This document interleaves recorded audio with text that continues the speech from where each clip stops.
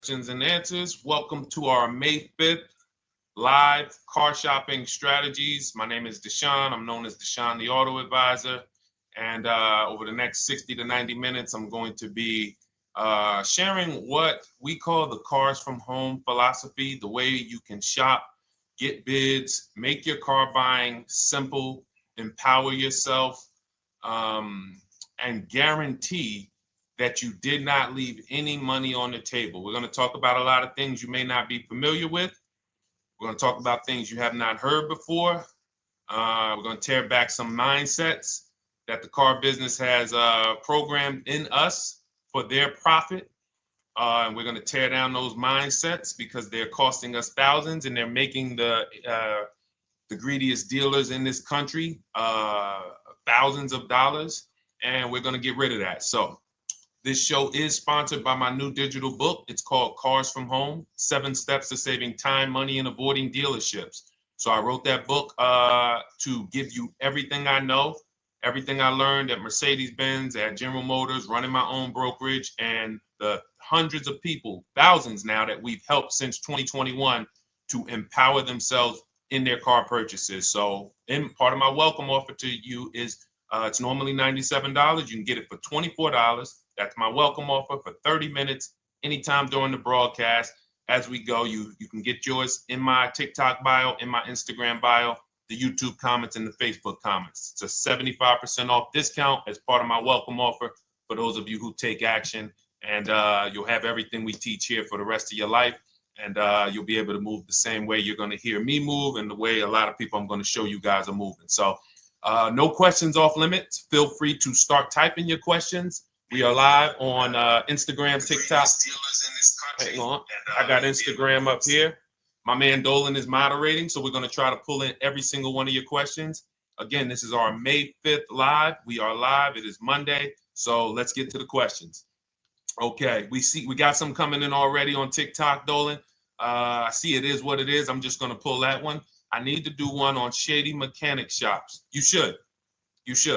If that's your area of expertise, the public needs to know from someone who's an insider what is going on in mechanic shops. I'm sure they get a lot of value. If you guys want, it is what it is to launch a channel teaching people how to avoid shady mechanic sites. Type ones in the chat so he can know that he should go ahead and do that, or she. I can't see if you're a man or woman. But let's get some questions going. Yosoy Tommy, I see you on TikTok. Interested in leasing, but I know I will go over the mileage. I drive a lot. Well, here's what you do.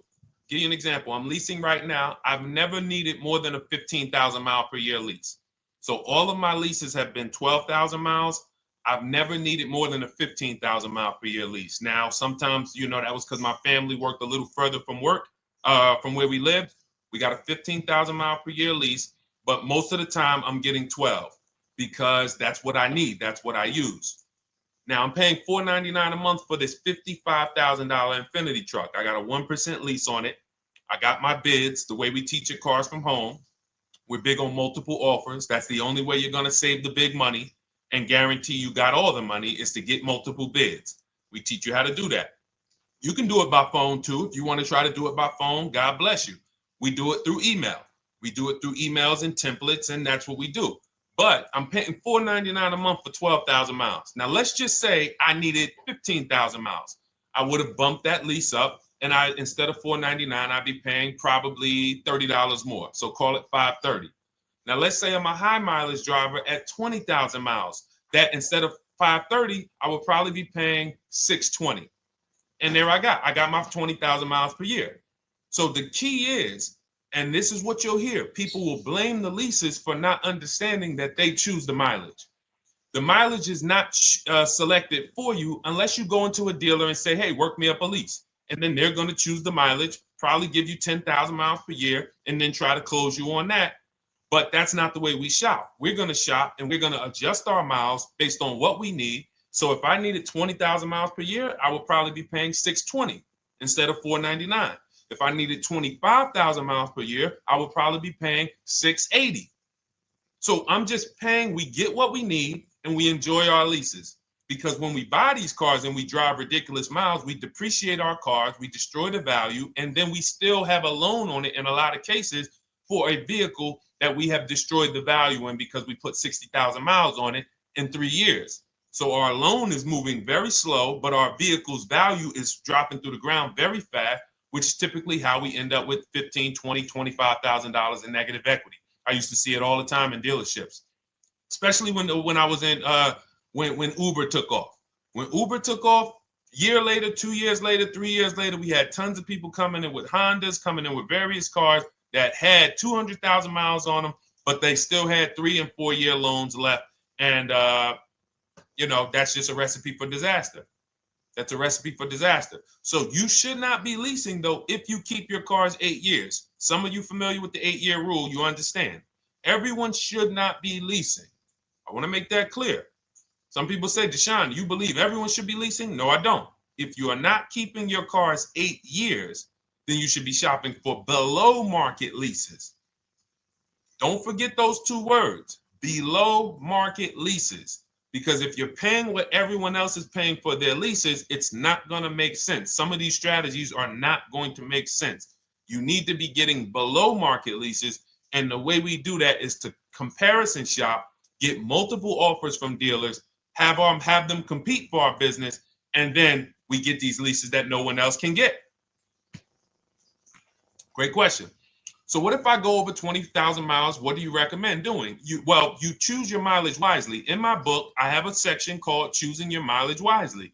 The whole key with leasing is to scope out the mileage you're going to use, and that's what you shop for. If you know you're going to do 25,000 miles that year, you would do 25,000 miles on your lease. But you don't shop this way. We always shop with 12. A problem with leasing is once again, you go into the dealership, you say, work me up a lease. They're going to work you up what they want. They're going to say, hey, put 5,000 down. Who's had that happen? You go and you look for a lease and they tell you how much money you need to put down. Type me if you've had that happen. And again, welcome to everybody. This is our May 5th live. It's Monday, May 5th. Whether you're watching this today or you're watching this later today, because we will be rerunning this for those who couldn't make the show. Tell your friend they can catch it on our channels. But this is our live show. We're live every single Monday through Thursday at 12 noon. So you'll see people who will go and get blessed transition. You've had this happen. This is what you go in. They work you up a lease. Here, you need 3,000 down. Yeah, you need 3,000 plus your taxes and fees. What do you want to do? So that's them customizing our leases. We never want to do this. We want to customize our lease and run it like this, a template. All your leases you get with, ready? 12,000 miles per year. First month's payment only due at signing. That's it. 12,000 miles per year. First month's payment only due at signing. That is how you shop all of your lease offers, because this allows you to now use the 1% rule, which I didn't create. A lot of lease savvy people know about the 1% rule, where your MSRP, I'm going to just show an example of an MSRP, the price on the window sticker. Every lease is going to be brand new, guys, or either close to it. The price on the window sticker is the price we go by, the MSRP, and we're going to divide our monthly payment into the MSRP. And once we get that, the number, that's going to tell us if we got a 1% lease, if we got a 1.5% lease, if we got a 1.8% lease. And what we did was I created the 1.5% rule to know we were overpaying for leases. You don't have value when you lease something over 1.5%. But let's keep it to the point. The point is you're shopping all your leases, first month's payment due at signing, 12,000 miles per year, and then you're using the 1% to 1.5% rule to gauge the value. Once you find your best offer, that's when you go and you say, can you please adjust the mileage down to 10,000 because that's all I need, or up to 15,000 or 18,000. You shop your offers with 12. You find your best offer concerning what value is, 1%, 1.2%, 1.4%. You lock that up, and then you tell them, show me what the payment will be with 20,000 miles per year or 15,000 miles per year. That's going to keep you from walking into these 80% dealers which are never going to give you a below market deal. When they drop their prices, they're never going to drop low enough to beat their competition. That's why their name of the game is them keeping you from checking their competition. And then you avoid these people, you find those deals, and then you adjust the mileage with that dealer. But choosing your mileage is very important with a lease. And that's why you should take 5 minutes, 10 minutes, tally up your lifestyle over the next 3 years, and you choose your mileage that you need. Great question. Let's go, Dolan. I'm getting married today. Congratulations to Ash on Facebook, everybody. Ash is getting married today. Congratulations. May God bless you with a healthy, lifelong marriage. Hallelujah. All right. Angel on YouTube says, can I lease for 36 months, then purchase to have a lower payment instead of buying at a higher payment? Now, what he's asking or she's asking is, I want this new car, but if I buy the new car, then I'm going to have to pay for the new car, in which case it's too unaffordable. So can I lease it first and then buy the difference at the end? Yes, you can. Let's talk about why that's not that financially wise. There are signals, guys, that tell us we are looking at vehicles that are too expensive for us. Signals. Would anyone on here take a 50-year mortgage? Anybody? Anybody? We got some smart people on here. Anybody volunteering for the 50-year mortgage, ladies and gentlemen? Anybody?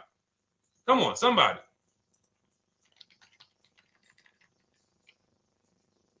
No, why not? Why not? Why is everybody saying no to the 50-year mortgage? Because we know it's ingrained in us that a 50-year mortgage on a house means we can't afford that house, right? Same thing with cars. There's signals. And so when we cannot finance a brand new car and it's affordable, what should we be doing? We should be going to get a pre-owned car. That's what we should be doing.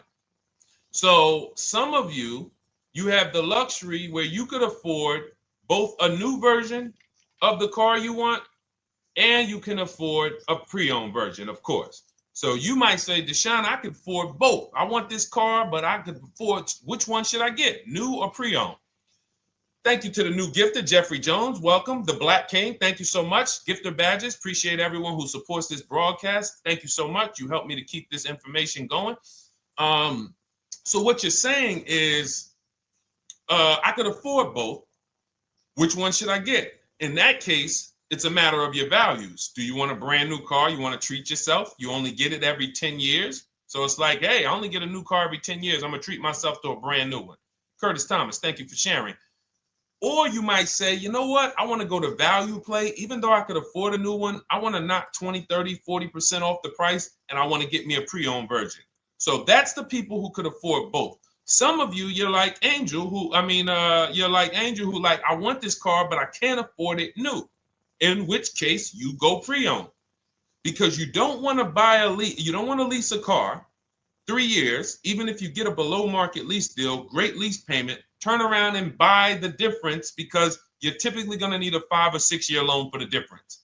Once you get that 5 or 6 year loan, you add that to your 3 years that you leased the car, and you got 8 to 9 years of payments on the exact same car. 8 to 9 years of payments on the same car. This does not make financial sense to pay that long on a car. This is, you can't reach the reward stage where the car is paid off and you're putting money to the side for maintenance and repairs. You know, you got a paid off car, because the goal with purchasing is to get to that long-term ownership where the car is paid off. I don't owe anything on it. You know, I got a couple $100 I put to the side for maintenance and upkeep, but that's all. That car is paid off. I can keep that thing for 15 years. I can pass it down to my son, my daughter. We got an extra car in the family. That is the value of purchasing. So if you have a payment for 8 years on a car, you don't get to that stage. So that's why before I would ever recommend someone lease and then purchase the balance, I would recommend someone purchase a quality pre-owned car and get it at a below market price. Okay, does that make sense? Okay, everything that we're talking about, guys, is in my new digital book. It's called Cars from Home, 7 Steps to Saving Time, Money, and Avoiding Dealerships. Has everything we teach, because the name of the game is learning how to structure your deals. When should I lease?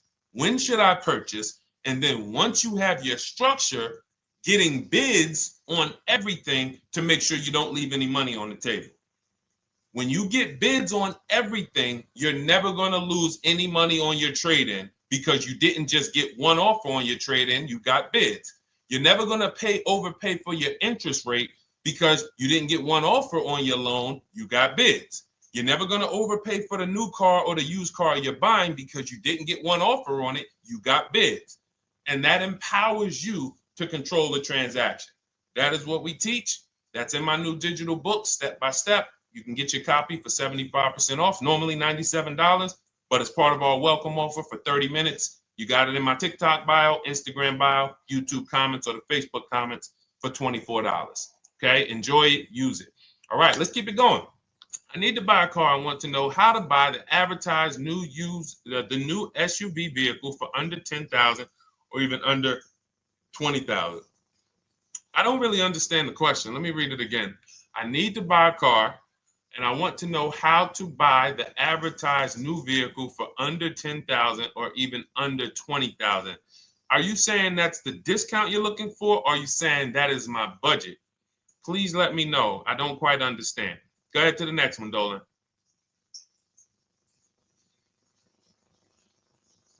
All right. If the Carfax report only has service maintenance, is it okay to purchase?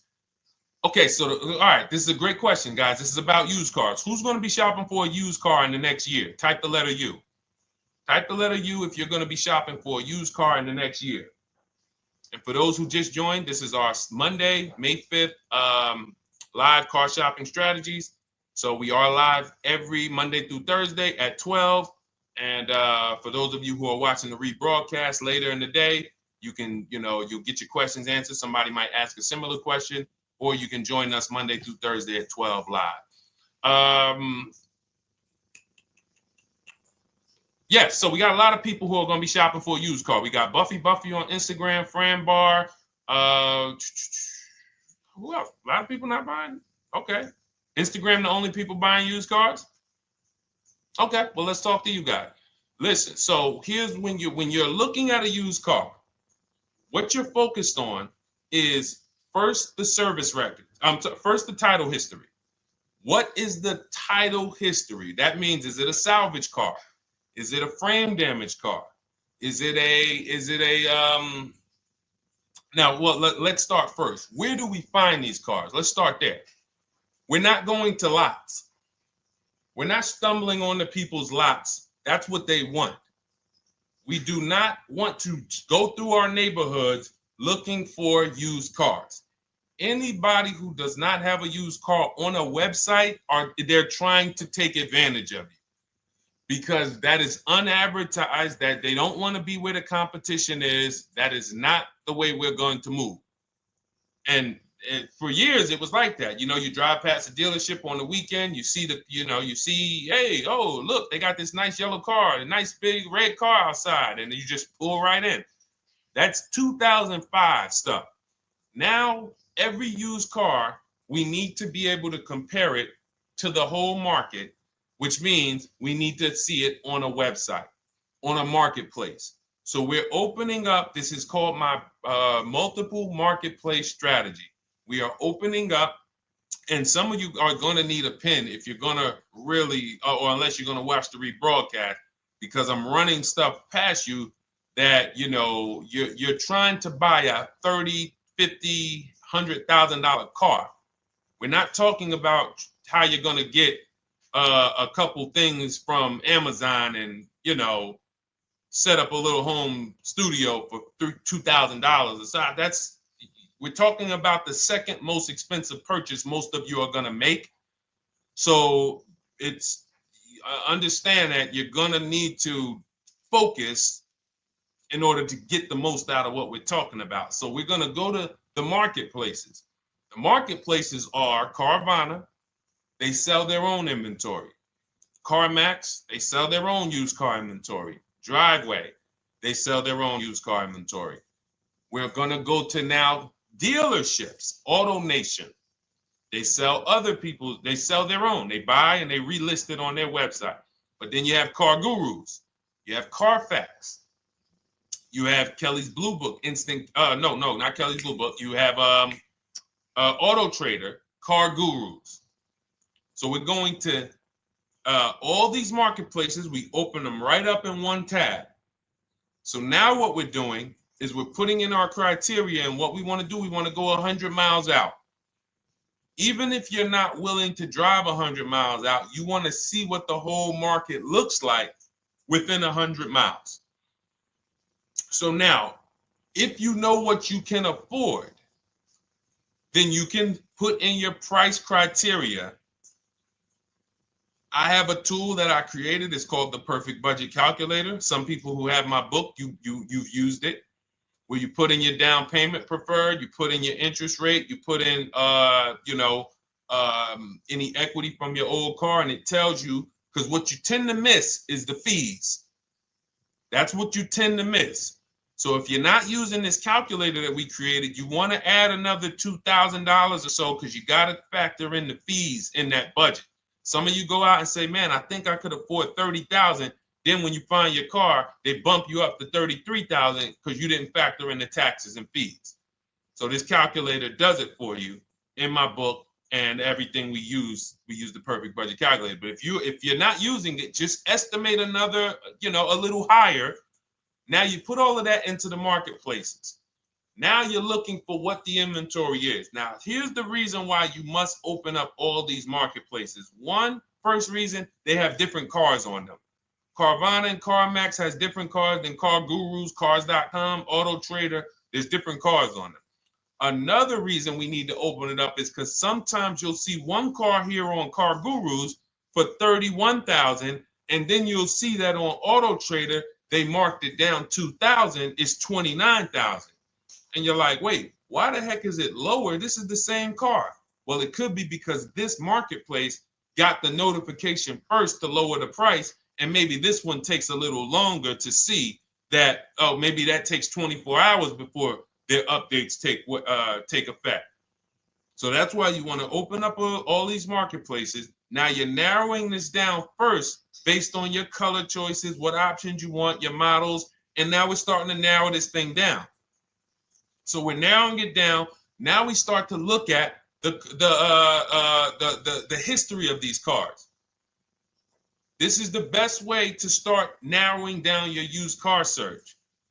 Let's now dive into the history. I need the Carfax. Now, some of these websites will give you a free Carfax. Some of them will try to make you buy a Carfax. Now, I'm going to give you one of the secret strategies that we've been using for years in my book, and I'll tell you it right now. It is how we get free Carfaxes, because when we get to most vehicles, you guys, for those of you who are just meeting me, I worked in Mercedes-Benz for 5 years and General Motors for 5 years, and I ran my own brokerage. I started it in 2016, and I ran that while I worked at the car dealership. So I have a lot of experience and have seen a lot, and that's why I'm able to teach these things. I also love numbers. But one of the things that I know is almost every dealership has a contract with Carfax. So every dealership, we pay Carfax already. So what we're able to do is when we list our inventory on our websites, we're able to list the Carfax with it. We're able to provide that free of charge.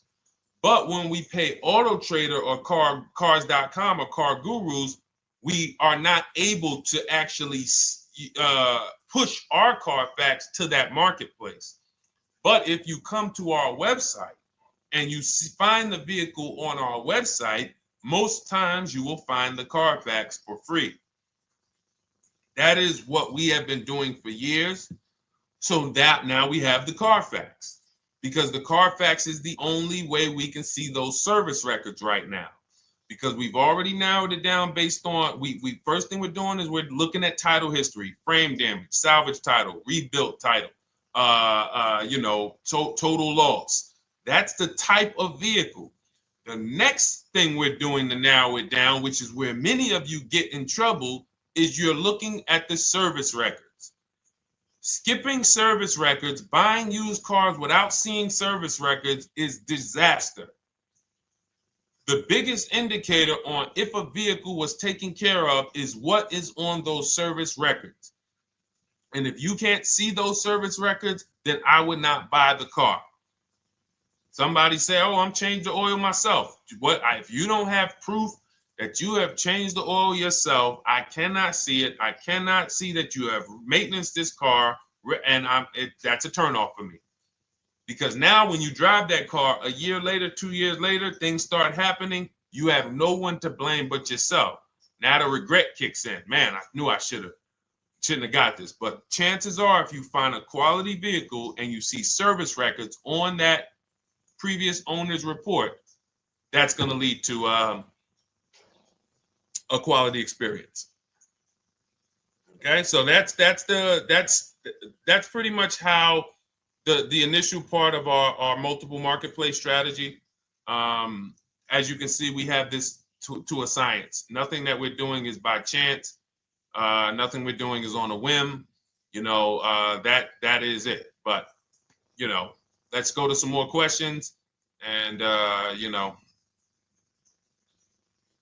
I think the biggest thing I want everyone to understand so far is that we don't wing anything in this process. There's nothing, everything that I'm teaching you is going to be out of our system. Now, some of you have different learning styles. So let's address this. Again, welcome to our May 5th, Monday, May 5th live. We're live Monday through Thursdays at 12 noon. And we rebroadcast this for those who couldn't make it. You can share this with your family. Tell them, hey, visit Deshone the Auto Advisor's channel. He did a great show earlier. He answered some questions that everyone had. You can watch the broadcast all through the rest of the day. Now, but we're live every week, but we're live right now. So now the biggest, some of your learning style is different. What we teach is we have the ultimate do-it-yourself guide. This book is rated 5 stars. Thank you to everyone who's rated it on Goodreads. Just pull it up right here.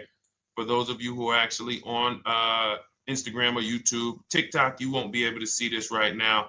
But the book is rated 5 stars. We appreciate you. And this is the ultimate do-it-yourself guide, whether you're new cars, used cars, leases, bad credit, how to make banks bid for your financing, high mileage driving. It's all in there, step by step. And it's a digital book, so you don't have to wait for it. As soon as you get and hopefully you get there before the 30 minutes, so you get your copy for the $24 instead of the $97. That's our welcome offer. But that's your do-it-yourself guide. Some of you, you're a do-it-with-you person, and that's Shop with Deshone. You like videos instead of reading. You want coaching. You want support. You want a community. We have 1,600 people in our Facebook group. That's our Shop with Deshone. We've had 2,200, almost 2,300 people come before you. When you see me share people like Zafrina and like Melissa and Sheree, Ken, all of these people who are, they're showing their car deals that they got. Look, took me about 30 days. He went through, past Friday, locked down 2 vehicles, 2 Yukon 2025. Said he dropped he said, look, sold the BMW. They dropped the price down to 70 grand. So they took off like 5,200 for him. These are all people who are in the Shop with Deshone. Their learning style is they preferred videos. They preferred, coaching with me. But again, it's the same information. So I want to be clear. It's just your learning style. So if you are like Deshone, give me the blueprint and I will run this thing. That you're going to be like the people who send, like Marie. Marie just wanted to let you know she got our book. Using the book, I saved over $13,000 off MSRP. Now, here's where the feelings get hurt. And this is not my intention. But some of you have these same vehicles that you're going to see me sharing that our people get. And when you see what they paid for them and what they're getting off of them, you're going to see, wow, I did not get that. I did not get that type of discount. So all of you who have this 2025 GLC coupe fully loaded, she said they took $13,000 off MSRP. She got her bids from home, got my payment to be hundreds lower per month, maintenance included, no money down. We are masters at no money down deals. You should not be putting money into these cars unless you intend to keep them for 10 years and you got a great price already. You got a huge discount already. You should not be putting money into these cars. I have never done more than $1,500 out of my pocket for any lease. And when my car that I bought, I put money down on that because I bought it to keep it. But everything else, we are shopping with no money down. So you're going to see that a lot. So again, depending on your learning style, you can head to my bios and to the comment sections, open the Cars from Home Toolkit, Shop with Deshone might be right for you. I don't care how you get the information as long as you are saving the money. I don't care. If you could do it with a $24 book, do it with the book. I would rather you say, man, this guy Deshone helped me. I bought his book. I got it on the sale because he did the welcome offer for $24. And man, I done got 4, 5, 6 cars using this thing. And all I paid was $24. Congratulations. I will celebrate that. I wish that for everyone, but that's not everyone's learning style. So, okay, Dolan, let's keep it going. I'm sure we got a lot more questions coming in. Molly from Facebook, great to see you. Needed to be here. I'm glad. I just ordered a new vehicle last week, expected to arrive in 3 months. I need a breakdown of how to get out if the options they want, get out of the options they want to the MSRP. Well, first of all, what you want to do is you want to get bids now. You do not want to wait. For those of you, she's ordered a car. She's scheduled to be here in 3 months, and she has not locked in her pricing. Now, the reason when we order a car, we are always getting our bids first because the closer your car comes to arrival, the less leverage you have. They know once that car comes in there, she's been waiting for 3 months. She is not going to want to walk away from this car. She is not going to want to do this all over again. And they're going to probably take a shot and say, or if you look for a discount at that point, you probably are going to be like, no, I'm sorry, we can't give it to you. So what we're going to do is we have to now send that request out. Now, there's 2 ways for you guys to do this, whether you're leasing or purchasing new cars. 2 ways for you to do this. You can do it your way, which is calling around. Calling around, not going into dealers, calling around, ask for sales managers, try to get yourself at least 5 offers. Because the only way you're going to see how overpriced the offers are is to actually get multiple offers. So I'll give you an example. I'm showing you guys on the screen what a market report looks like. So we also have a division. We shop for people's new cars and their leases if they have good credit. So when you see, oh, I tried to pull it up. It's not loading. So what you're going to see, and some of you who've used our stuff, you can testify to this. There is a huge spread between the best price and the worst price. Huge spread. So in order for you to know you actually got the best price, you need to see 4 other offers that are higher. I'm going to say that again. Thank you to all the gifters on TikTok. Thank you, Jeffrey Jones. Appreciate it. You need to see other offers that are higher. So let's go back to my car.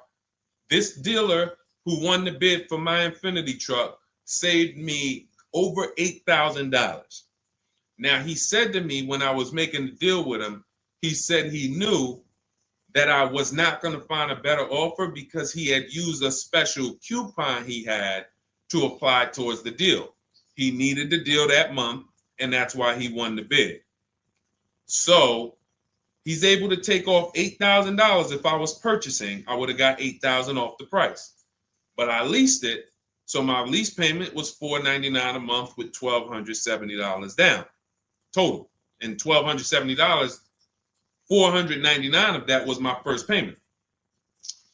So every other offer that I got, 560, 605, 640, 700, 750. That's how you know you did it right. If you don't have a bunch of the 80%, we call them. This is the 80%. Some of you have heard me say we don't negotiate with dealers with fake fees. It's a losing battle because even when they take off all the fees, they're still super high. I'm going back and forth by email. So if you're using what we teach, you're taking minutes out of your day. You're going back and forth with email. We close deals in 60 to 90 minutes. I'm not inviting anyone to car college. 60 to 90 minutes of emails back and forth. Next thing you know, we're closing a deal. But you're going to see, even after back and forth and telling the dealers through email, you can do it by phone. Hey, I'm shopping other dealers. Please make me your best offer. I have all the templates written. So when you're using our stuff, you don't even have to wonder what you're going to say. You just copy and paste our template. But even after that, you're going to see, wait, these people are still giving me super high prices, even though I told them I'm shopping, even though I told them I'm serious, I could buy the car right now, even though I gave them every single thing I need to give them to get an offer, they're still $150 a month higher than my best offer. That's going to prove to you that they are the 80%. They are not coming down. When they say this is our best deal to their customers walking inside, they're not lying. It is their best deal. It is not the best deal. It is their best deal. Their competition's best deal will blow their best deal away.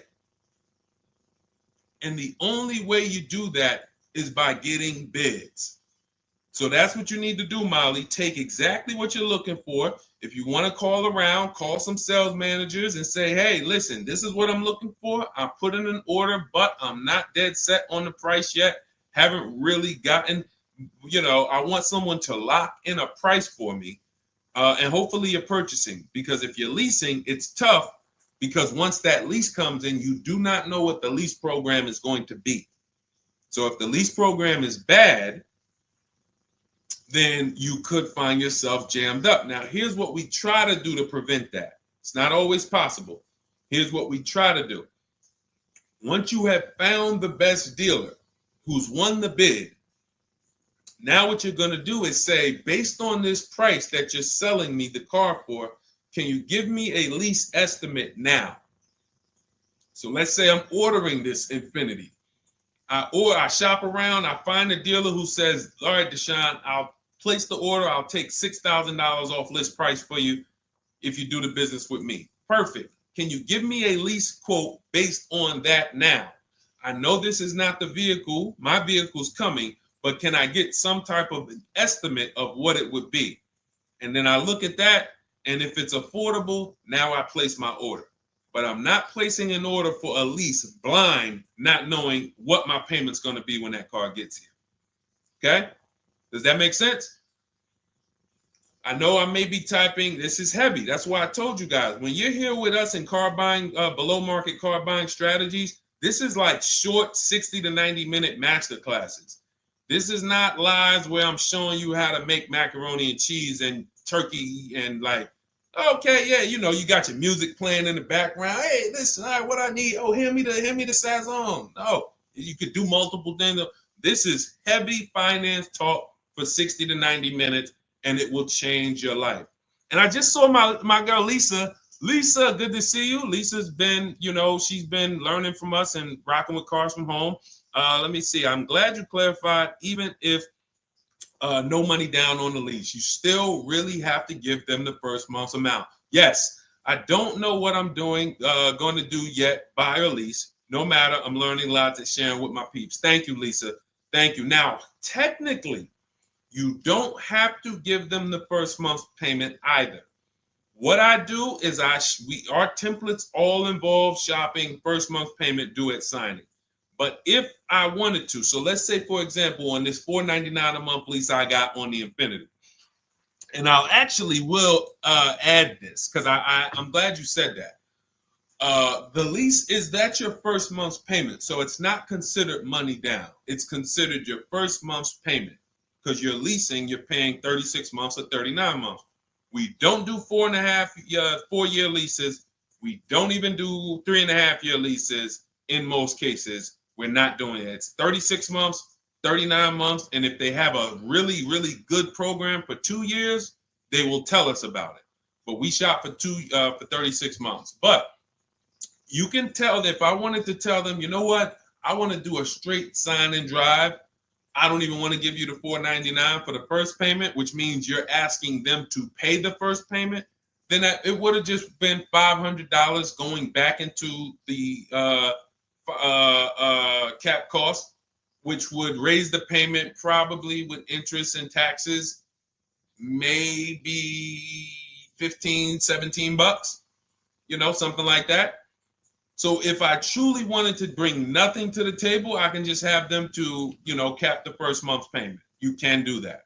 You can do that. So you can ask any questions. I know you're in our Facebook group, and so you let us know. But the 8-year rule is your basis for leasing versus buying. The 8-year rule, when you guys open up my book, you'll hear me talk about this. I'm going to make a whole lot more videos about the 8-year rule because it is the parameters for how to know whether to lease or buy. It takes into account how drastic cars depreciate. They lose value like crazy. All the losses are in the first 5 to 7 years, and you don't win until you've kept the car at least 8 years, compared to someone who's getting a below market lease. So let's take an example. You look at somebody like, Brian. Brian got my book. Just finalized my first ever lease using your system. 2025 HRV Sport all-wheel drive, $30,000, $505 MSRP. So this is a $31,000 vehicle almost, and he got it for $395 a month, which is a 1.2% lease, no money down.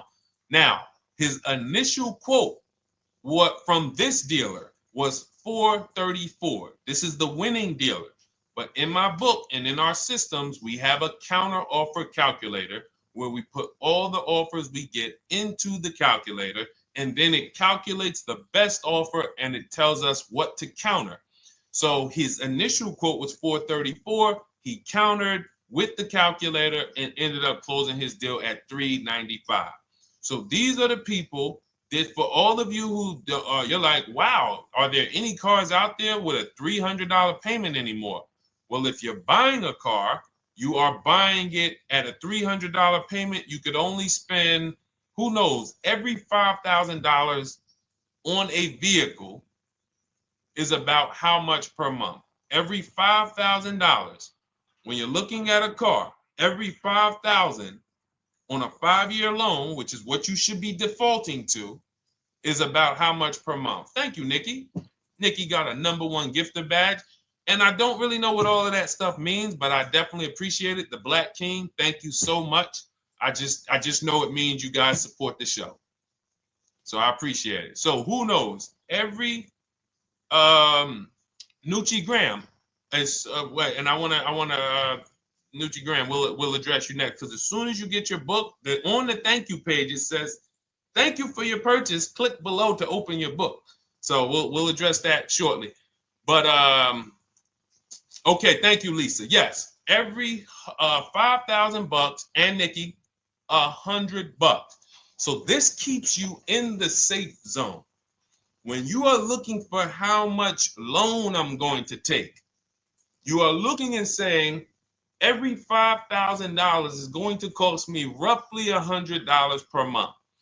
So if I want to spend $400, then my loan needs to be about $20,000, which means I'm looking at this car. If I'm going to buy it for $23,000 plus fees, and I want to be at $400, I'm going to have to come up with some more money down, because I need to get my payment here.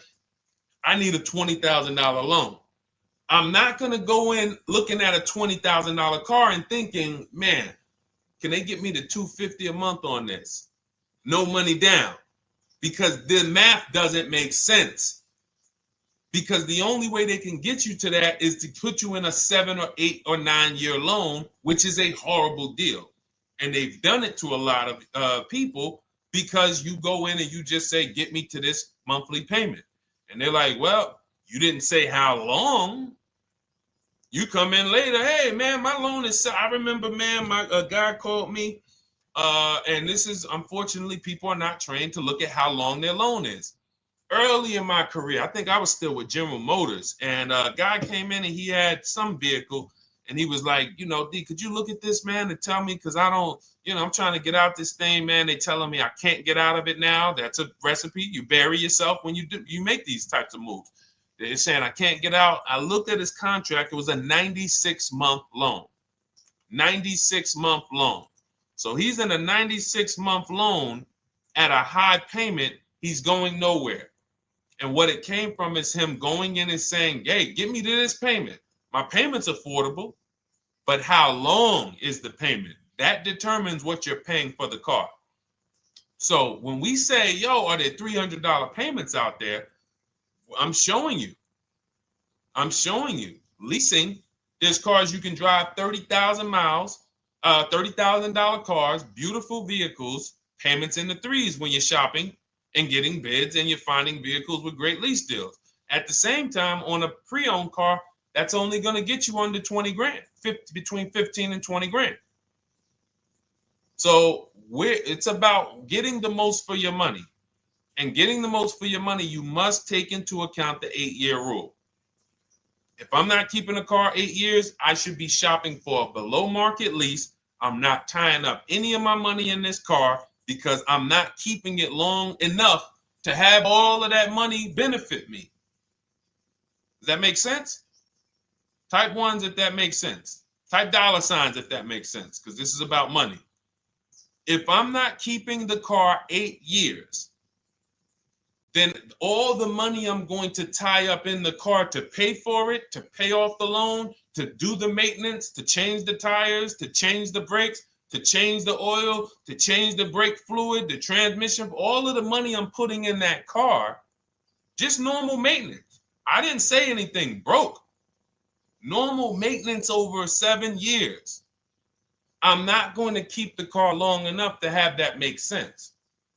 Whereas had I leased, I'm just below market leases.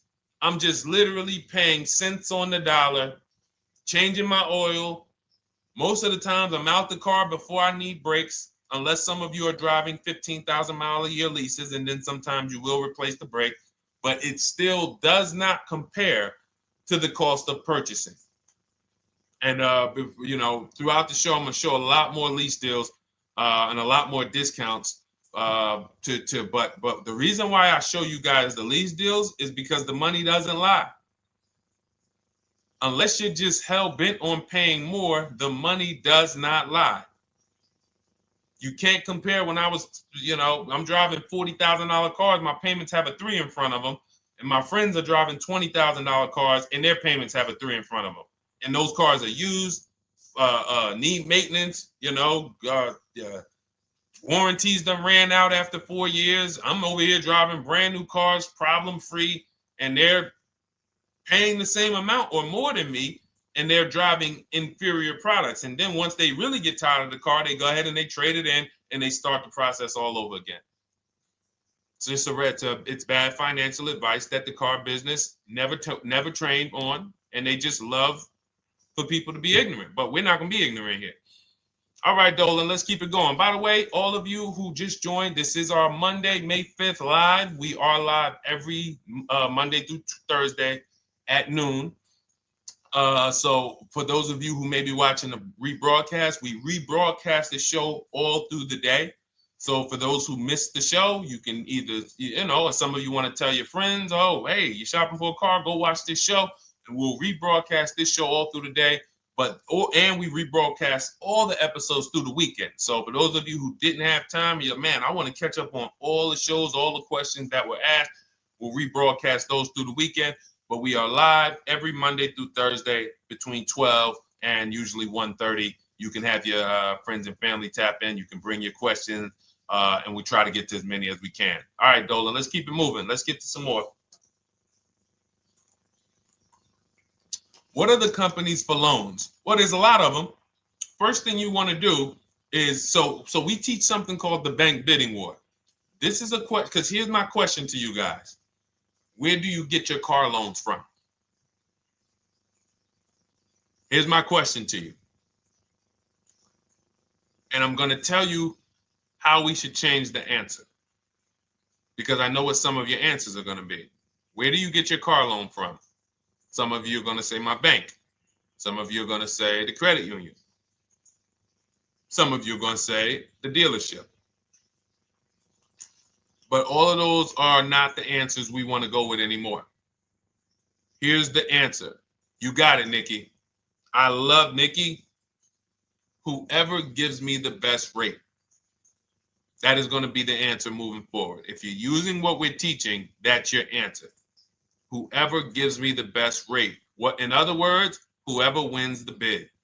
So what we're doing is we are not just going to our credit union and having them run our credit, give us a rate, and now we're going out and we're shopping with a check in hand and we're shopping with our back against the wall because the bank says, well, hey, you know, your pre-approval expires May 17th, so you hurry up and find a car or you're going to have to come back and run your credit again. Now we're over here and our bank is putting our back against the wall. That's ridiculous.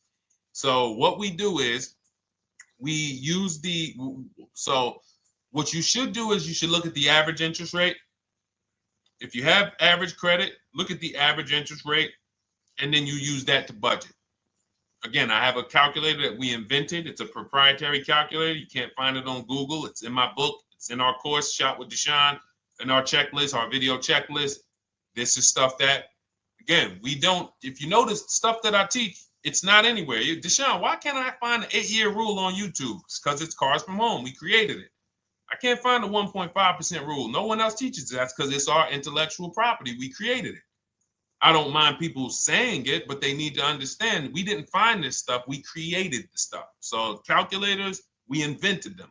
So this calculator you take this interest rate, but even if you want to use a standard payment estimator calculator, you can take just what I said. Remember, add a little bit more for the fees, because that's what you're not taking into account. The fees, the taxes, and that's where we get in trouble. My calculator, our perfect budget calculator, does that for you. So now you want to look at the average interest rate. Type in average rates for cars. Use that for your budget, just so you can know about how much car I can go and get. So between what I told you about the 5,000 being $100 a month, and that last part about, adding a little bit more and using the average interest rate, you should have a good gauge on a range of car to go and shop for. Now, once you now shop your market, whether you're shopping new or whether you're shopping pre-owned, once you find no one's touched your credit till now. No one has touched your credit with a hard pull, especially now. We do not, in order for this to work, like what Nikki is saying, where you're only giving your business to the bank or credit union that gives you the lowest APR. In order for this to work and for you to be able to shop freely, no pressure, you need to make sure you don't let anyone run your credit with a hard pull before you find your best deal on a car. Soft credit pulls, estimates of budgeting, the way I just said. Now, you go out, you find your car, whether it takes you a week or a month or 3 months. Bang, I found my car now. You lock the car up, put it under contract, you leave your deposit. You never, ever. How soon when you get a car does the dealership want you to take it? I like asking questions like this because we can prove how predictable most of the car business is. How soon after you purchase a car does the dealership want you to take it?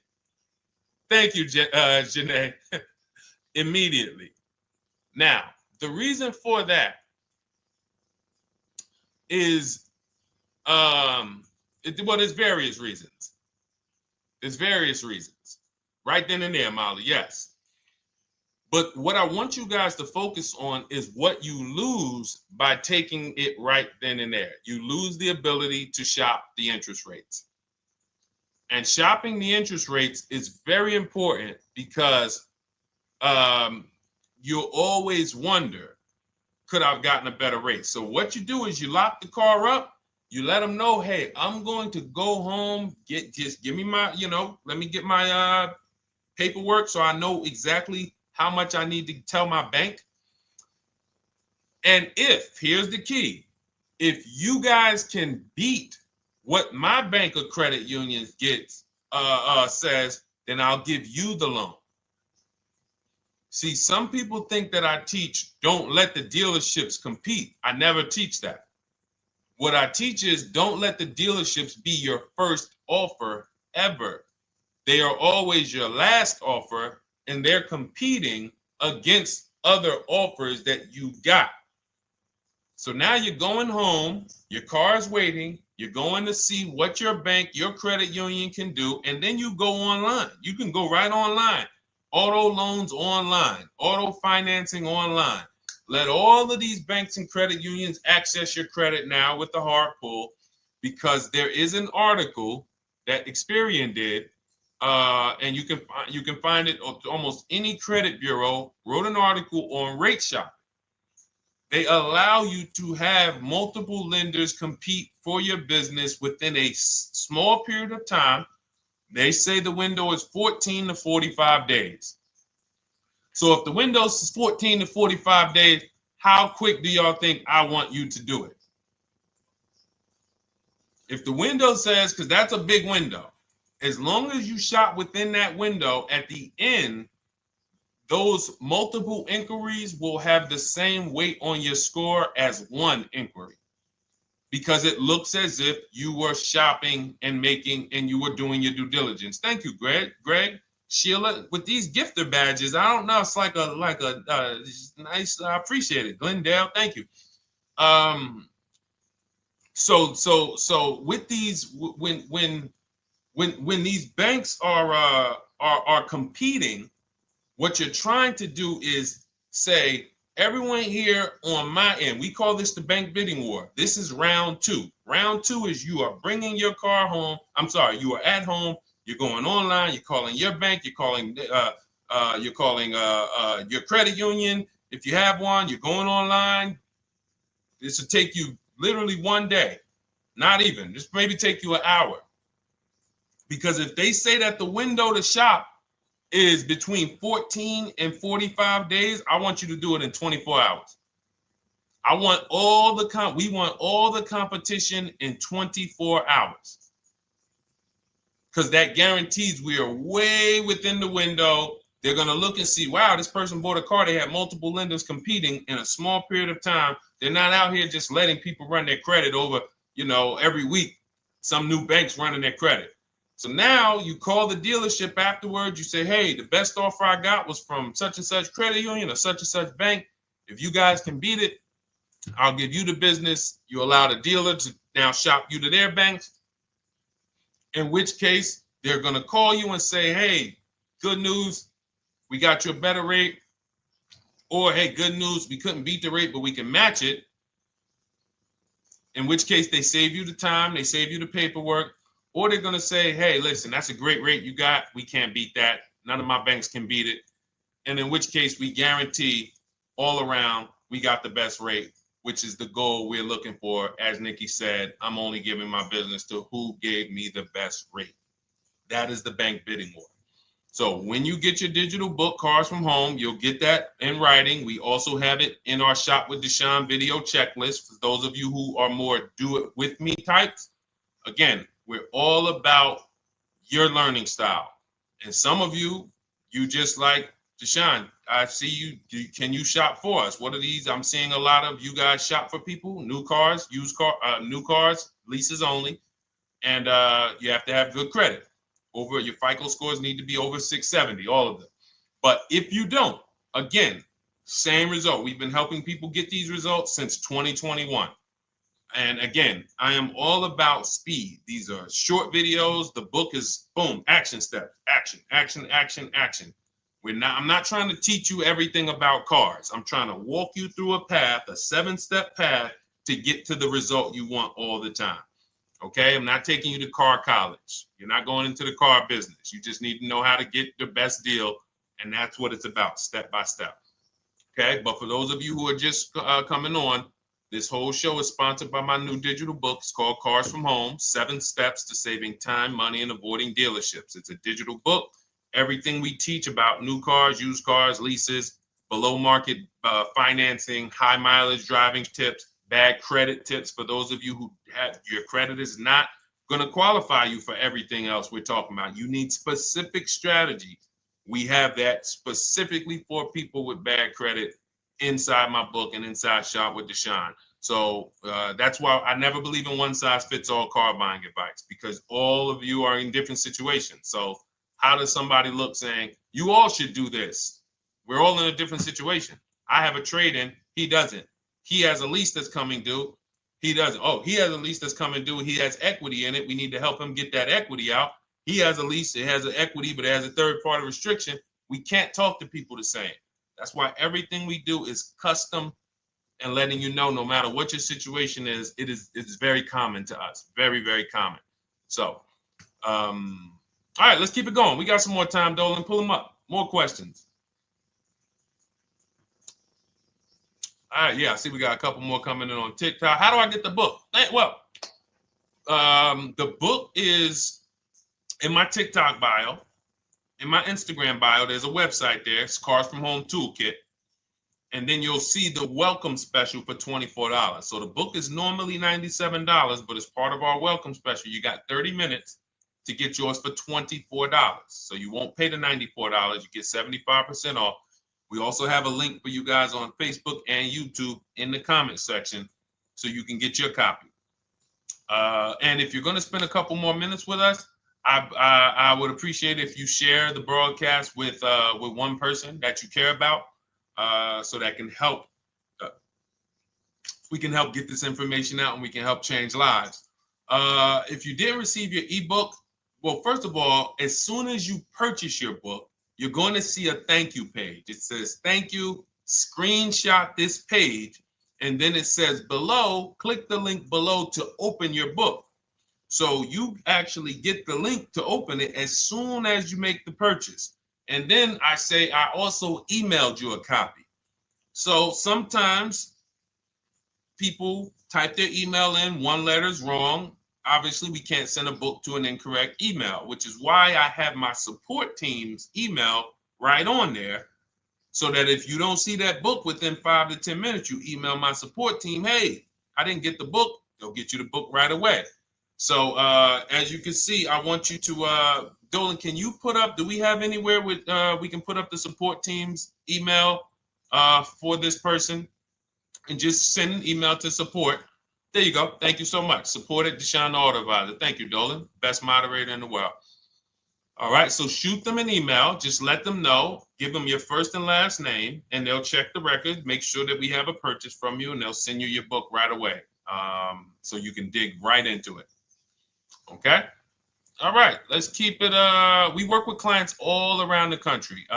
What I'll start doing, I wanted to bring some on here today, but I can't load them up. The system is showing an error. So I got a lot of people. I always bring tests. I always like to show results. So, you know, I'm a results person. So you'll see a lot of people that I share. Brian, who has our book, and, you know, his lease, Marie with her $13,000 off. All of these people made deals from home. They were not in a dealership negotiating this. You got, look, Frank, I bought your book, used your system, and just closed my deal and have positive results to report. I love when y'all email me, by the way. Like, please continue to do this. A caveat is I wanted a just released 2026 Genesis G70 Advanced, and there are no incentives. I could have gotten incentives on the 2025. However, I wanted the 2026, and I was willing to pay. So even with high demand cars, even with cars that are rare, this is the situation. I reached out to 20 dealers, and I received 9 offers for 36 months, 12,000 miles on a $58,000 MSRP. The initial offers range from $1049 to $901, with everything in between. I counter offered using the calculator that we have, and closed the deal at $815 on a $58,000 MSRP. That's a 1.4% deal.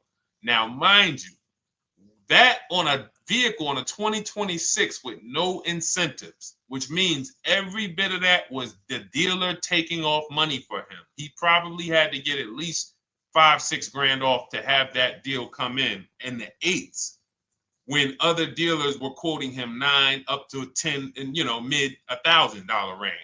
So, you know, but so I show the book testimonials. I show my Shop with Deshone testimonials. But I want to start bringing these market reports so you guys could actually see that's our team shopping all around the country. And that allows us to stay, we're able to just stay on top of the market, like from state to state. It proves like this stuff is not, oh, if you're in New Jersey, the deals are better. Hey, if you're in Florida, the deals are better. If it's California, we don't have deals out here. All of this stuff is not true. And thank God we have people using the Cars from Home systems, be it by book or be it by our video checklist, or be it us shopping for people all around the country where we can tell you beyond a shadow of a doubt. I can show you market reports from Texas, from Oklahoma, from South Dakota. We did a deal for a Mazda, a South Dakota deal, Nebraska, California, Florida, Georgia. We're shopping for people all around the country. And there's great deals everywhere in the country when you know how to make dealers bid. Because you're always going to find that 20% dealer who just wants to beat their competition. They're the best in the region. And you got to go out to find them. You got to have a system to find them. Because most of the dealers are not them. Most of the dealers are the 80%. That's just the way it works. It's a numbers game. And the 80% are very expensive. And when you walk into the 80%, they'll go down. You're like, oh man, all right, can you take off? Can you get me down? Like, yeah, man, you're like $150 a month higher than where I could be, my max. And they go back and forth. They're like, man, I could take off $50 a month. Ah, man, that's the best you could do. And then next thing you know, you get down to 100. Yeah, all right, we'll take off $100 a month. And you're like, all right, I guess I'll take that. You don't realize that a 20% dealer, not only were they nowhere near your max budget, they were $100 less than your max. You're talking to the 80%. The 80%, when they come down, they're still here. The 20% are here. So you're over here with an 80% dealer walking into these dealers. 8 out of 10 dealers over here are 80% dealers. So y'all talking them down like this, and y'all thinking we winning. Oh, I talked them down to this. Meanwhile, the 20% dealers are here. 20% dealers will launch a bid. We gotta cut. Oh man, if this thing wasn't broken, tomorrow's show, I'm gonna bring on a lot more market reports. We got dealers who come right out. We getting offers 700, 790, 820. Dealer come right out 650. Boom, blow everybody away. Like, oh, let's go. We got a winner. Looks like we got a winner here. That's it. And then it becomes fun. As you can see, this is fun for us. When you change the way we shop, you shop and you start to you're going to be the prize. You're going to be the prize. So anyway, let's keep it moving. For those of you who have gotten your book, I look forward to you using it, empowering yourself, having these same results. For those who didn't know about the book, it is a digital book. You can get your copy for 75% off for 30 minutes in my TikTok bio, my Instagram bio, the YouTube comments, and the Facebook comment. And for those of you who've been on and you still don't quite trust us, you want to get started with maybe some free advice, go grab our cheat sheets. We have our free cheat sheets in my Cars from Home toolkit, totally free. Test us.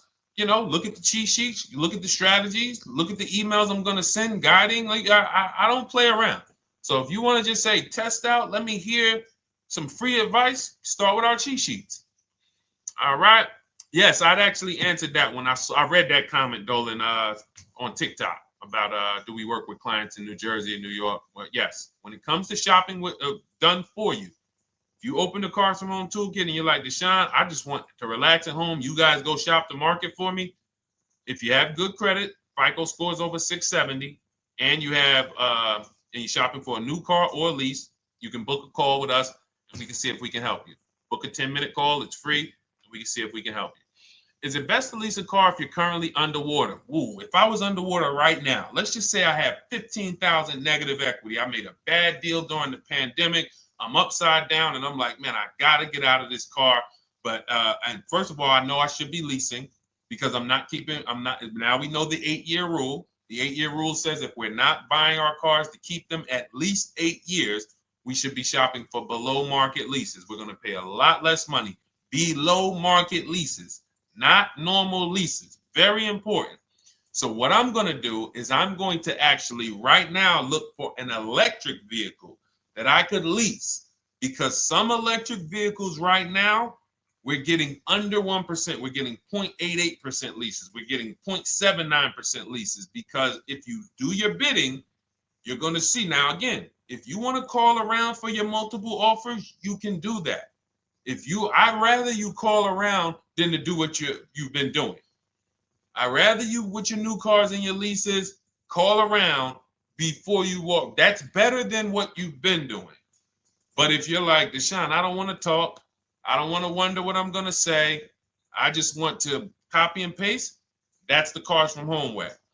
Either way, you get your 5 offers, and you're going to see now, my best offer on this $40,000 electric car might be $320 a month. So I'm now driving a $40,000 car. If I didn't have my negative equity, then I would be driving it for $320. But now I got to bring this negative equity over. Now, the reason why you want to look at these electric cars for this is because if you try to bring a bunch of negative equity over, what ends up happening is you're now messing up the loan to value ratios, and the bank won't approve it. So you might go in and look at a $40,000 car, and now you bring this 15 grand of negative equity, and the bank is saying, we're not going to loan $55,000 on a $40,000 car. We're not doing that. So that's when they'll say, some of you may have heard this before, you have to put money down. They'll say, we can't get you approved unless you can put $3,000 down, $5,000 down. You have too much negative equity, and the bank is not going to approve it all. But when you get your bids on some of these electric cars, you're going to get $10,000, $15,000 off. And this is specifically what I would be looking for. I would be looking for the electric vehicle that when I get my bids, I'm saving 15 to 18 to 20 grand off. And if you guys don't think that's possible, you haven't been here for long. You know, this is Milligan. She bought her Mercedes EQE last year. She literally, MSRP of her car was $79,245. She got almost $30,000 off the vehicle. Almost $30,000 off the vehicle. $51,359 is her price. $79,000 vehicle. She got it after rebates, after discounts, after everything. $51,359. So you take a vehicle that you can get a huge amount of money off, then you bring your negative equity over. So now that payment goes from $320. Yes, it might go up to $575 or $600 even. But I know I'm in a nice car now. I'm in a brand new car, and after 3 years, I'm done with that negative equity. So that's what I would be doing. And if God forbid the car gets totaled while you're driving, you're out of the negative equity in a lease. So if I rolled that negative equity, 15 grand over to this car, now I'm driving it. Boom. All right, I got this electric car. I'm out of the negative equity. I got a good value. I'm in a $40,000 car. My payment is affordable. Now I'm driving. Oh, shoot, car gets totaled. I'm out. I can go get me another car now. I can go and get the same exact car, but I can get it for $320 now. So, you know, that actually is the reason why people commit insurance fraud and total their cars or get them stolen intentionally. But no, that's just something to keep in mind. Something to keep in mind. Because most of you, when you start leasing, you're going to see that was my reason for negative equity. That was my reason I kept having negative equity, is because I wasn't leasing. And that was the reason I was paying more money for cars than I should have, because I wasn't leasing. And again, the key is getting below market leases. You walk into a dealership and say, work me up a lease, you're not going to have these payments that, you know, we're talking about here.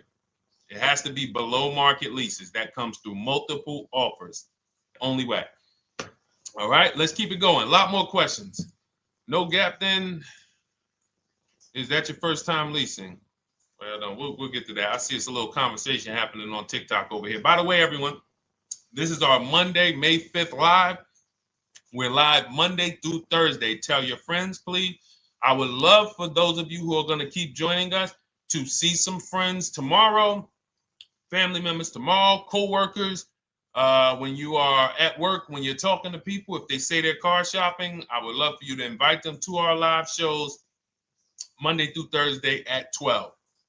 And if they couldn't make the show, we will rebroadcast each episode for the rest of the day. So after today, after we end the show, if you guys want to refresh on some things or you want to whatever, you want to send people, we will rebroadcast this episode for the rest of the day. And then on the weekends, we put together a weekly compilation. We broadcast them all just for the people who couldn't make the live shows. But every Monday through Thursday, we are here. And yes, happy Cinco de Mayo to you too, Nikki, and to everyone who celebrates. All right, what do you think about waiting till December month, mid-month to buy a vehicle? I do not. Dealers need cars to sell before that. It's a myth. All right, we're going to dispel a myth, okay? When have we been taught that the best time to buy a car is? Thank you to everyone running up the likes on TikTok. We're at 3,400 likes. Every time you hear something you like, you double tap the screen. That makes a big difference. It sends a message to TikTok that we're doing something good over here. Okay, end of the month. Yes, sweet now. End of the month. So we're gonna peel, like I told you guys when we started the broadcast, right? We are gonna, yes, Molly, last day of the month, right? So this is what we have been taught. Last day of the month, come on in. That's where your deals are, right? Let's look at this logically. As a former car salesperson, the times where where I saw the dealer or myself being the most desperate was the times where we did not have a lot of customers. Sometimes you look up, it's the 10th of the month. They call us into a sales meeting. They say, hey, guys, we got to sell 200 new cars this month. We are only at 40. We are way behind. We are tracking way behind. Call anyone you know who's a real customer. We are entertaining every reasonable offer. Now, you've been taught there's a group of people that we know are coming at the end of the month. There's a group of people that we know that last weekend they're going to rush. But there's no desperation there from us because we know they're coming. So we look and say, I'm much more desperate at various times throughout the month than I will be at the end of the month. Because think about it. Every time you go into the dealership at the end of the month, is it dead or busy? You go into the dealership most of the time at the end of the month, is it dead or busy?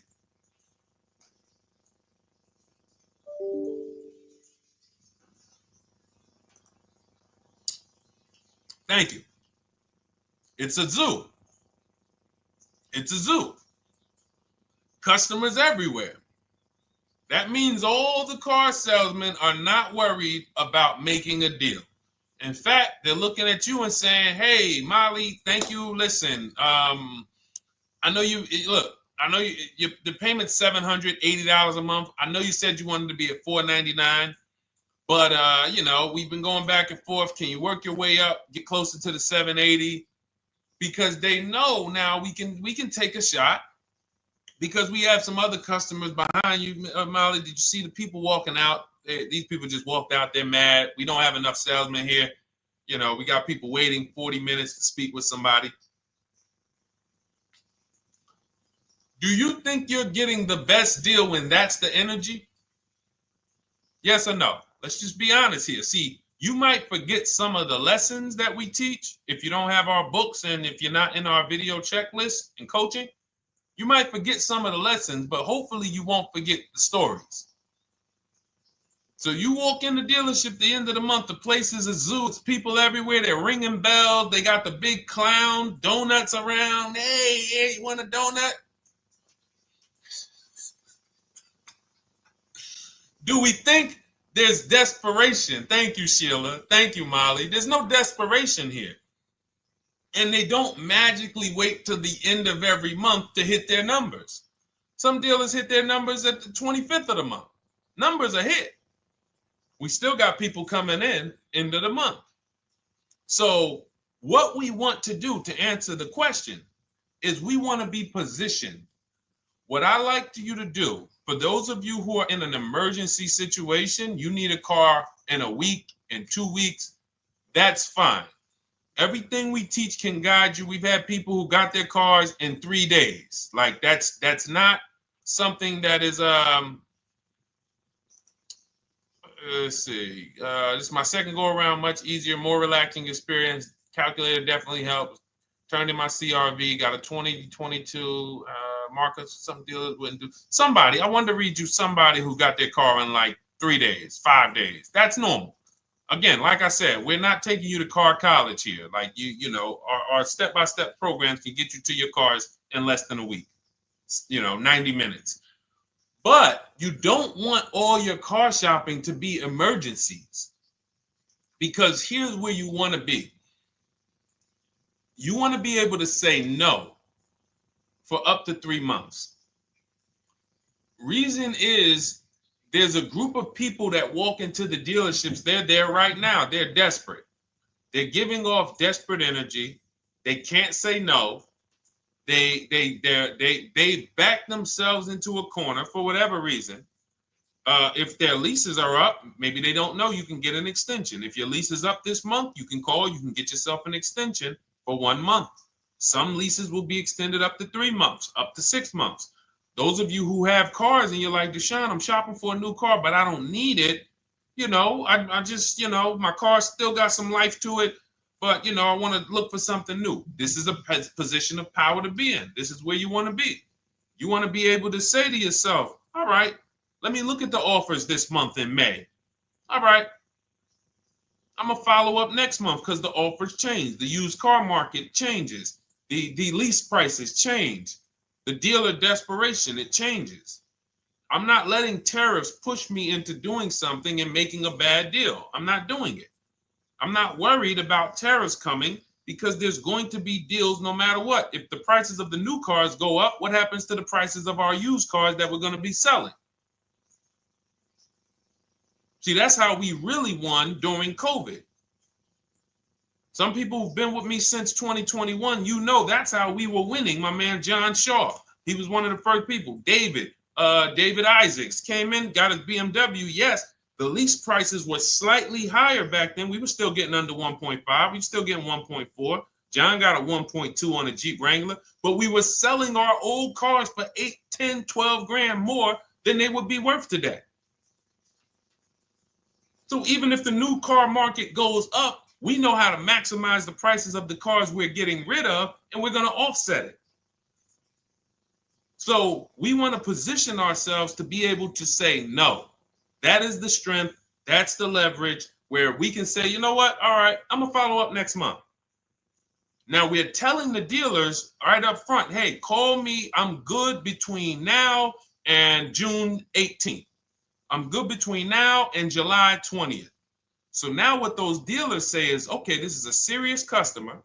By the way, we have all this in templates. In my book, you fill out the template, you fill in, here's the day you can buy a car. This is your deadline. When we blast it out, these are things you can call dealers and you can tell them, hey, I'm good between now and anytime before the summer.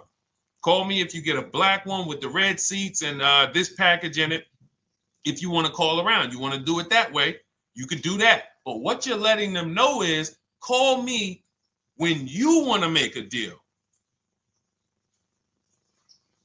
I can make a deal today. Let me see the numbers today. Great. All right. If sometimes you'll see that a car is a little bit out of the range we want it to be in, you might say, man, I'm looking for it to be around, 505. This thing's coming in about 550.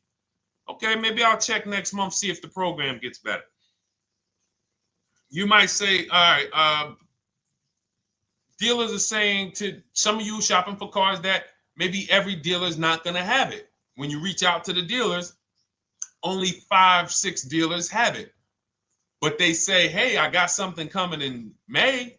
I got something coming end of May, June. Is that good for you? See, they're desperate customers. They can't say yes to that because they back themselves into a corner. But you guys now operating with a 90-day shopping cycle. If a deal comes today, I'm jumping on it. But if you got something coming next month, I'm jumping on that. Call me when you're desperate. Call me when y'all have that meeting. Hey guys, we're way behind. Listen, we need a deal. I'll take any deal right now. Hey, is that person that Sheila McCauley, you know, that last month, her number, we couldn't make that deal last month. Did she get a call yet? Hey Sheila, did you get a call yet? No, I'm still waiting. Okay, great. We can get to your number now. Perfect. Thank you. Positioned. So we want you to be positioned when you use what we teach, whether it's the Cars from Home digital book, whether it's the Shop with Deshone. For those of you who are like, Deshone, let's do this together. I want the checklist videos. I want coaching. I want to be able to pop into the Facebook group, ask around.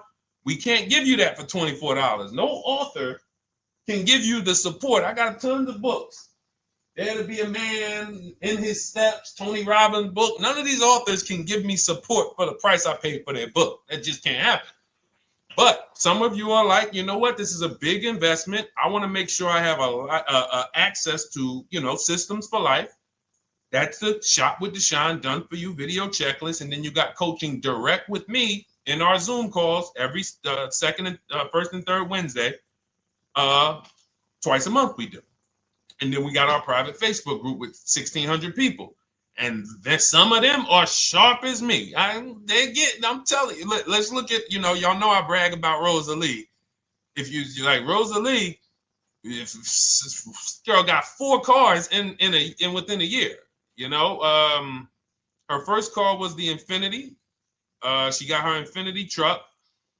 And I was sharing her a lot last year when she got her Infinity QX60, but she recently shared that she got 3 vehicles. And hold on, where is she at? I just had her up. So this is the people that's in the group. Like, look, 3 vehicles. Big shout out to Deshone the Auto Advisor for making these incredible deals happen. 3 new leases for my sons with only first month's payment down. She got a Nissan Rogue, almost $37,000 vehicle, $399 a month, no money down. Mazda CX-30 Sport, $28,000 vehicle, $28,300, $339 a month. That's a 1.2% lease.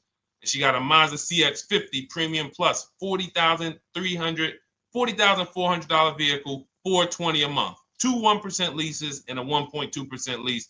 And the cherry on top, she says, I sold 2 leases. Some of you don't even know you could sell a lease. She said, I sold 2 leases. She had equity. Now, not every lease has equity.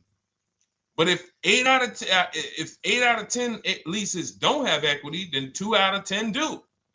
So if you've just been dropping your leases off at the dealership, hey, here's my old lease. Let me get the new one. Hey, here's my old lease. And you have not assessed the equity. Could there be equity in it? Imagine how much money you've left on the table. Imagine how much, wow, I didn't even know you could sell leases. She sold 2 leases, 2 2021 Elantras, walked away with $6,737 in equity. Deshone, I could not have done this without you. Your program is a game changer. So this is what we want. We want empowered car shoppers. We want people who are not intimidated. I don't care what this market does, whether I need a new car, used car, whether I got bad credit, whether I'm a high mileage driver, it does not matter. We have strategies to make sure you are going to win in this market or any market. Does not matter. Okay? So, for those of you who don't know, the whole show was sponsored by my new digital book. It's called Cars from Home, 7 Steps to Saving Time, Money, and Avoiding Dealerships. It's 5-star rated. Thank you to everyone who's rated it, reviewed it. It has everything we teach in a step-by-step format. It's normally $97, but as part of our welcome offer, you can get yours for $24 in my TikTok bio, in my Instagram bio. Click that website. It's the carsfromhometoolkit.com. Or we have a link for you guys in the YouTube comments, in the Facebook comments, and you just click the $24 welcome offer, good for 30 minutes. And for those of you who have different learning styles, or if you just want some free advice, we have some links in there for you as well. Whether you are a do-it-yourself type, whether you are do-it-with-me type Deshone, or whether Deshone, I think I qualify for that done-for-you shopping, where I can relax at home and you guys go do that work. Or like I said, you want the free advice, just start with our cheat sheets and you can go from there. Whatever is right for you, you get it done. We just want to move you from anxiety, from, oh, I don't know what to say, from watching people online who call dealers and negotiate. Hey, take off $5,000 so I can have a viral video. And now you're talking to an 80% dealer. So the 80% dealer has the $5,000 to take off. So you look like, hey, yeah, see, I just got them to take off $5,000. We don't negotiate with dealers with fake fees. Like there's a saying, we don't negotiate with terrorists. Cars from home, we don't negotiate with dealers with fake fees. None of that stuff matters. Because what you want us to think is, look, see, I took off all of this money. Don't you want to buy the car now? But you took off the fake money. Had we been talking to a 20% dealer, what money are they taking off? The real money. The real money. So if we have 2 dealers, well, let's say 8, because y'all know I use the 80%. So the 80% are over here. The 20% are this small group over here that we got to find. Now, the 80% are starting so high that when they take off all the money, it's fake money. We marked up our cars. We got platinum kits on them. We got the Hertz service plans on them, and the Simonized kit and the low, all of that stuff. Okay, so yeah, we done took off 5,000 for you, but 4,000 of it was fake. Meanwhile, this 20%, they don't have the fake. So when they take off 4,000, it's real 4,000. And we over here talking to these people. Hey, take off all that fake money. See, guys, you can do this too. So listen, we bidding is the way to go. You cannot negotiate your way to a below market deal, but you can get bids and it will make your life easier. You'll start to enjoy your car shopping. You'll start to feel like you're empowered. You're the prize. Someone won your business. They won your loan. They won the opportunity to buy your car. You are the prize. So that's what it's about. So we are here Monday through Thursday, 12 noon. Make sure you meet us live or tell your friends and family who are shopping, hey, hop on this show. We're live on TikTok, Instagram, Facebook, and YouTube. But we will broadcast the show for the rest of the day. So those who want to catch up on some things that you may have missed, or if you just jumped on and you're like, whoa, man, I missed a lot. We'll rebroadcast this show for the rest of the day. But tomorrow we'll be back, which will be Tuesday, May 6th, 12 noon. Meet us here live. Thank you so much. Welcome to the new followers. Thank you to everyone who gave me gifts. Thank you to everyone who bought a book. Thank you for those of you who are in Shop with Deshone. I look forward to your success stories. Always a pleasure.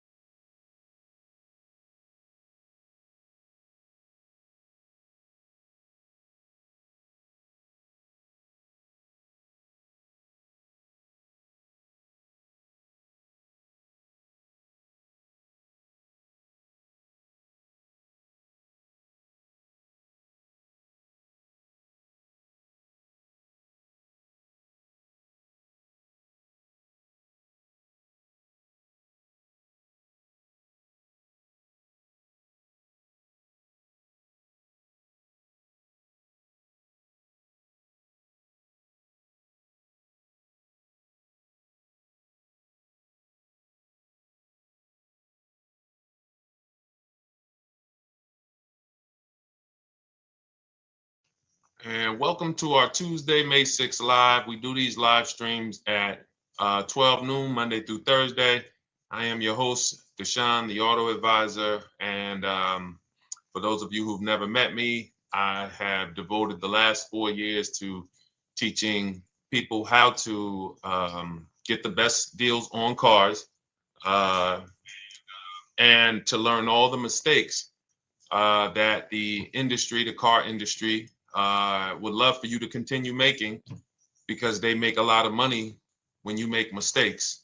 And so what we do here is we really just do questions and answers. I will teach on various topics that I feel are widely misunderstood, like the subject of leasing.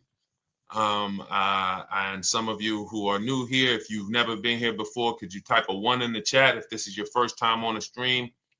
We do these streams about 60 to 90 minutes. And if you're going to get the most out of them, we just ask that you lock in, that you focus, because we will be talking about $1,000 mistakes. Nothing here that we'll be talking about over the next 60 to 90 minutes is hundreds of dollars.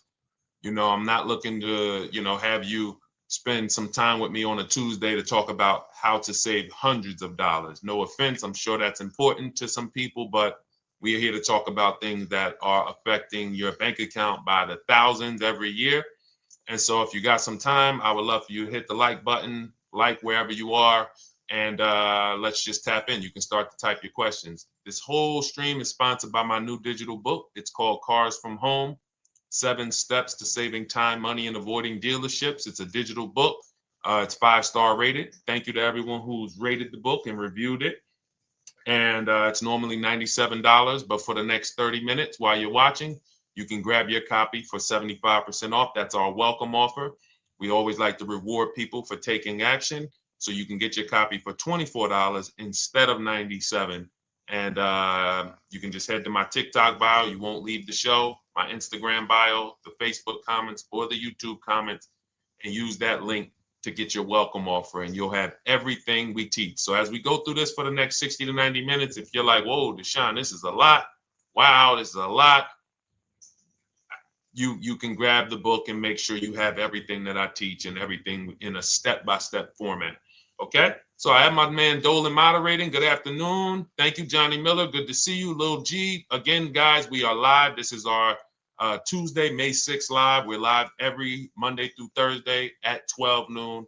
But we do rebroadcast these throughout the day. For those who cannot make them, you can watch the rebroadcast, or if you got to go back to work, we'll be rebroadcasting it for the rest of the day until our show tomorrow.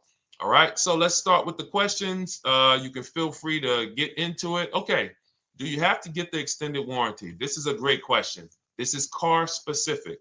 A Honda, Acura, Toyota, in most cases, have always had low cost of maintenance and their parts are inexpensive. When you're buying an extended warranty or you're considering it, it is a risk product. It's an insurance plan. So that means you can pay for something and not use it, just like car insurance. You don't necessarily use your insurance until you have an accident. Same thing with an extended warranty. It's an insurance policy. So what you're trying to do with any insurance is see what is the likelihood that what I'm paying for this is going to exceed the price if I did need to use it.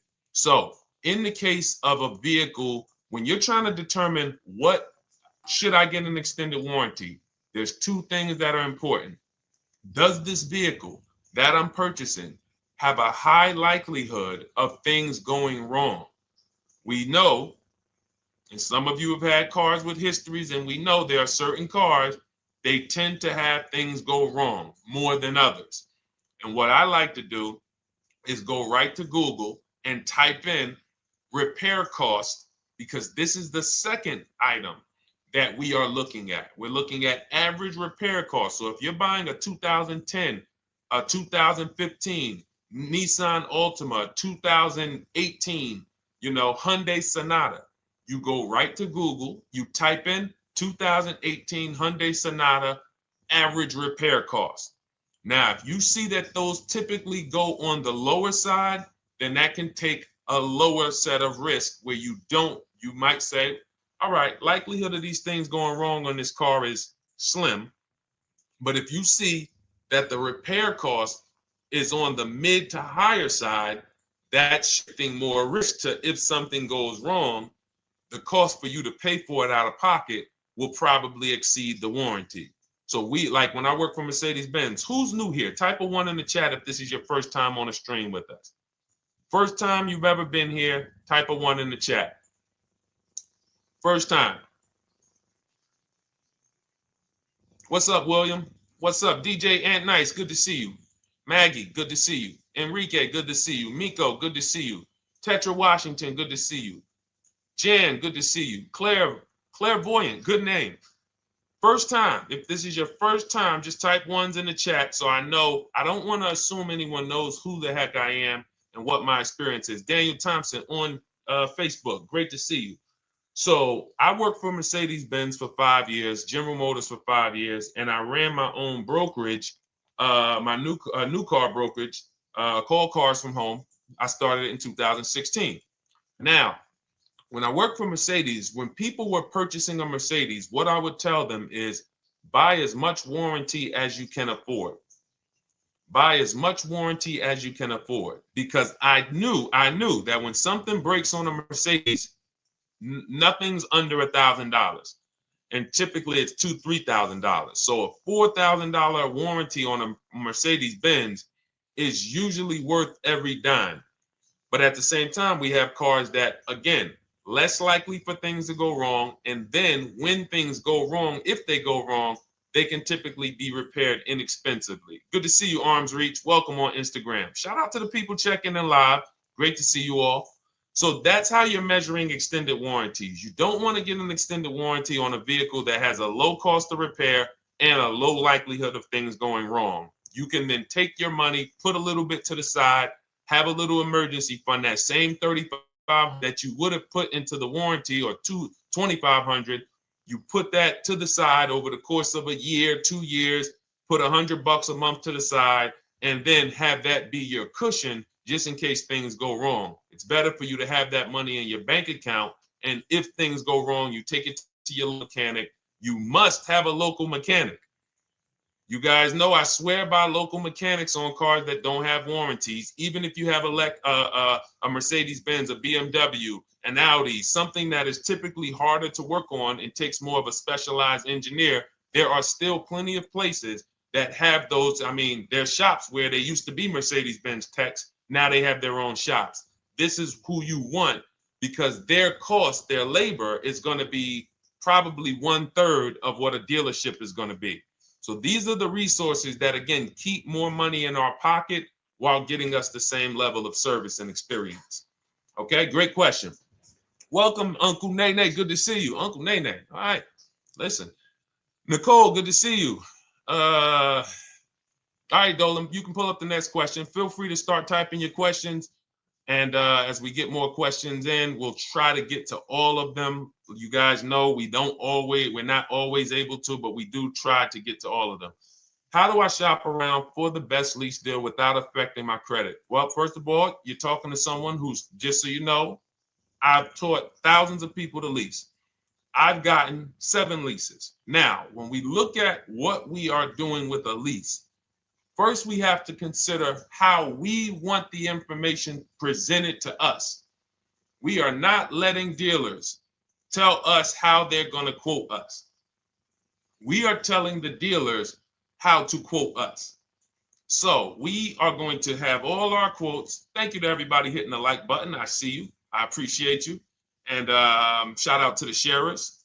As I see people who share, I always like to give the shout outs to the people who share this broadcast with their friends and their family. And thank you to everyone who's giving gifts on TikTok and Instagram. Appreciate you all. So what we are doing when we're telling a dealership, you give us a quote with first month's payment only out of pocket, 12,000 miles per year, and put all the taxes and fees into the payment, assume tier 1. So we are presenting it now in my book and in my Shop with Deshone programs, my video checklist. I have all the templates. If you're going to do this yourself, you just need to remember how you're presenting this. You can call around to dealerships, because there's 2 ways to do this. Shopping from home. Cars from Home is about showing you guys, and I'm going to be showing you guys a ton of payments. And listen, I don't want you to feel bad, because some of you are going to see that you've left a lot of money on the table. Part of what I have to do here, and I've been doing it for 3-4 years now, is I have to tell you the bad news. For 3 years, I did a masterclass called Everything You're Doing Wrong Buying, Selling, and Leasing Cars. We put probably over 15,000 people through that masterclass. But those were people who were willing to hear the bad news They knew, Deshone, I didn't. I got to hear the bad news to get to the good news. So as I show the difference in the prices that we get and the people who listen to me get, more than, forget about me, the people who are like you, the people who are on a live, saw a video, and then took action and learned what we and use our processes, the results they get compared to what you're getting. You're going to see, wow, they're saving $3, $5, $7, $10,000 more than me every single car. And so the Cars from Home system is about bidding. It's about turning your car purchase into a bid. You're no longer begging. You're no longer going into a dealership and begging one dealer to sell you a car, and then you go to another dealer and beg them, sell me this car, please take my money, please take my money. Meanwhile, you're not seeing the entire market and the people who would compete to get your business and gladly give you the service that you deserve by giving them a $30 to $50 to $100,000 transaction, which is what your car purchase is.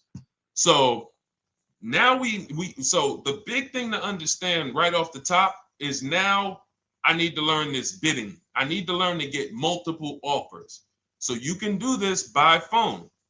You want to do this by phone, you can call around, but you must give them that information in order for you to compare the deals the right way. Lynette, good to see you. Christina, good to see you. Melvin, good to see you checking in. Rudolph, I see you. Once you actually give them that information, 12,000 miles per year, first month's payment only, due at signing, taxes and fees in the payment, assume tier one. I want the tier one offer. Even if you think not qualify. Now, if you got a credit score above 670, all your FICO scores, most of you will qualify for most tier one leases. So you want to see, what does this look like as I get my offers? Once you get your offers in this format, you can use the 1% rule as the gauge. The 1% rule is been around for more than 20 years.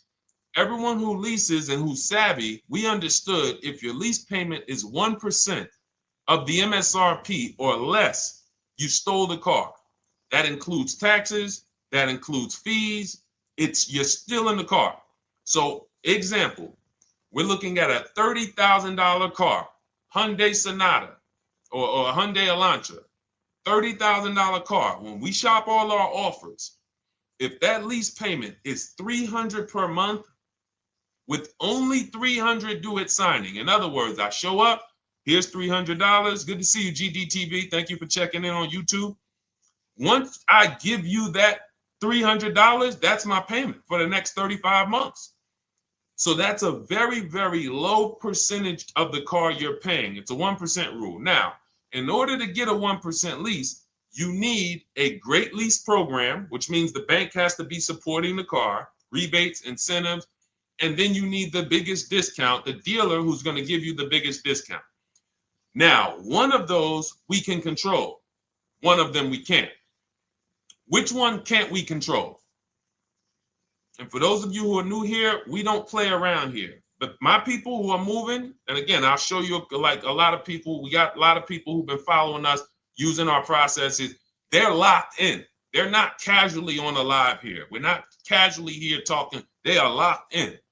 Like, boom, okay, I hear you. They're answering, they're typing, they're not, vacuuming in the kitchen and trying to hear. You can't do. We're talking about your second most expensive purchase of your life. It's going to be, you got to lock in.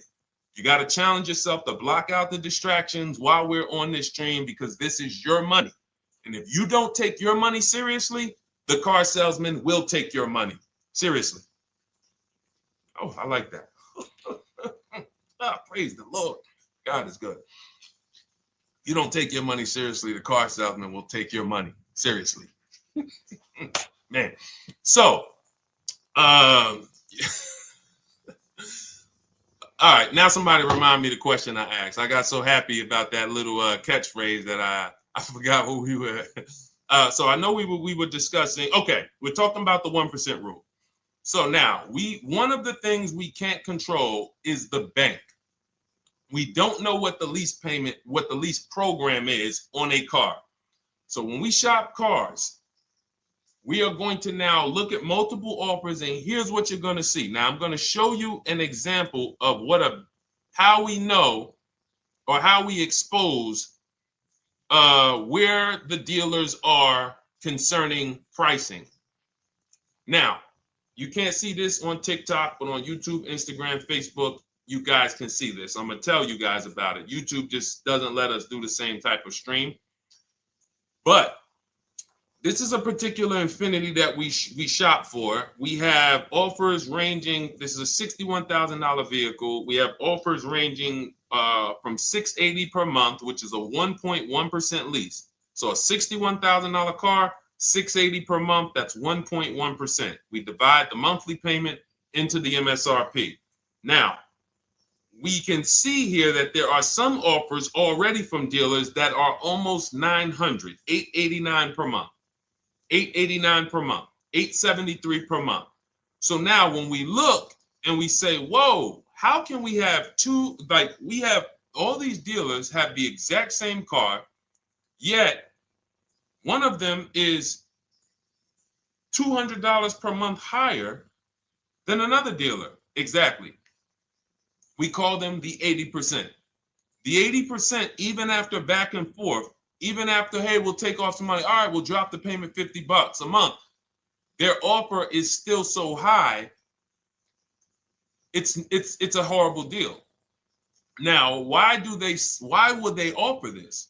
And this is consistent. So I don't want y'all thinking, well, the dealers that I walk into, they're different, Deshone. They take off more money. It does not matter what you think. If you don't have the market reports, if you don't know how to get multiple offers so that you can see, we do this all around the country. We have students all around the country in Cars from Home. We have people we shop for. We have over 13,000 books sold now. Like, we have lots of data to prove this. 80% of dealers are going to be overpriced. This is another particular deal on a Toyota, a market report.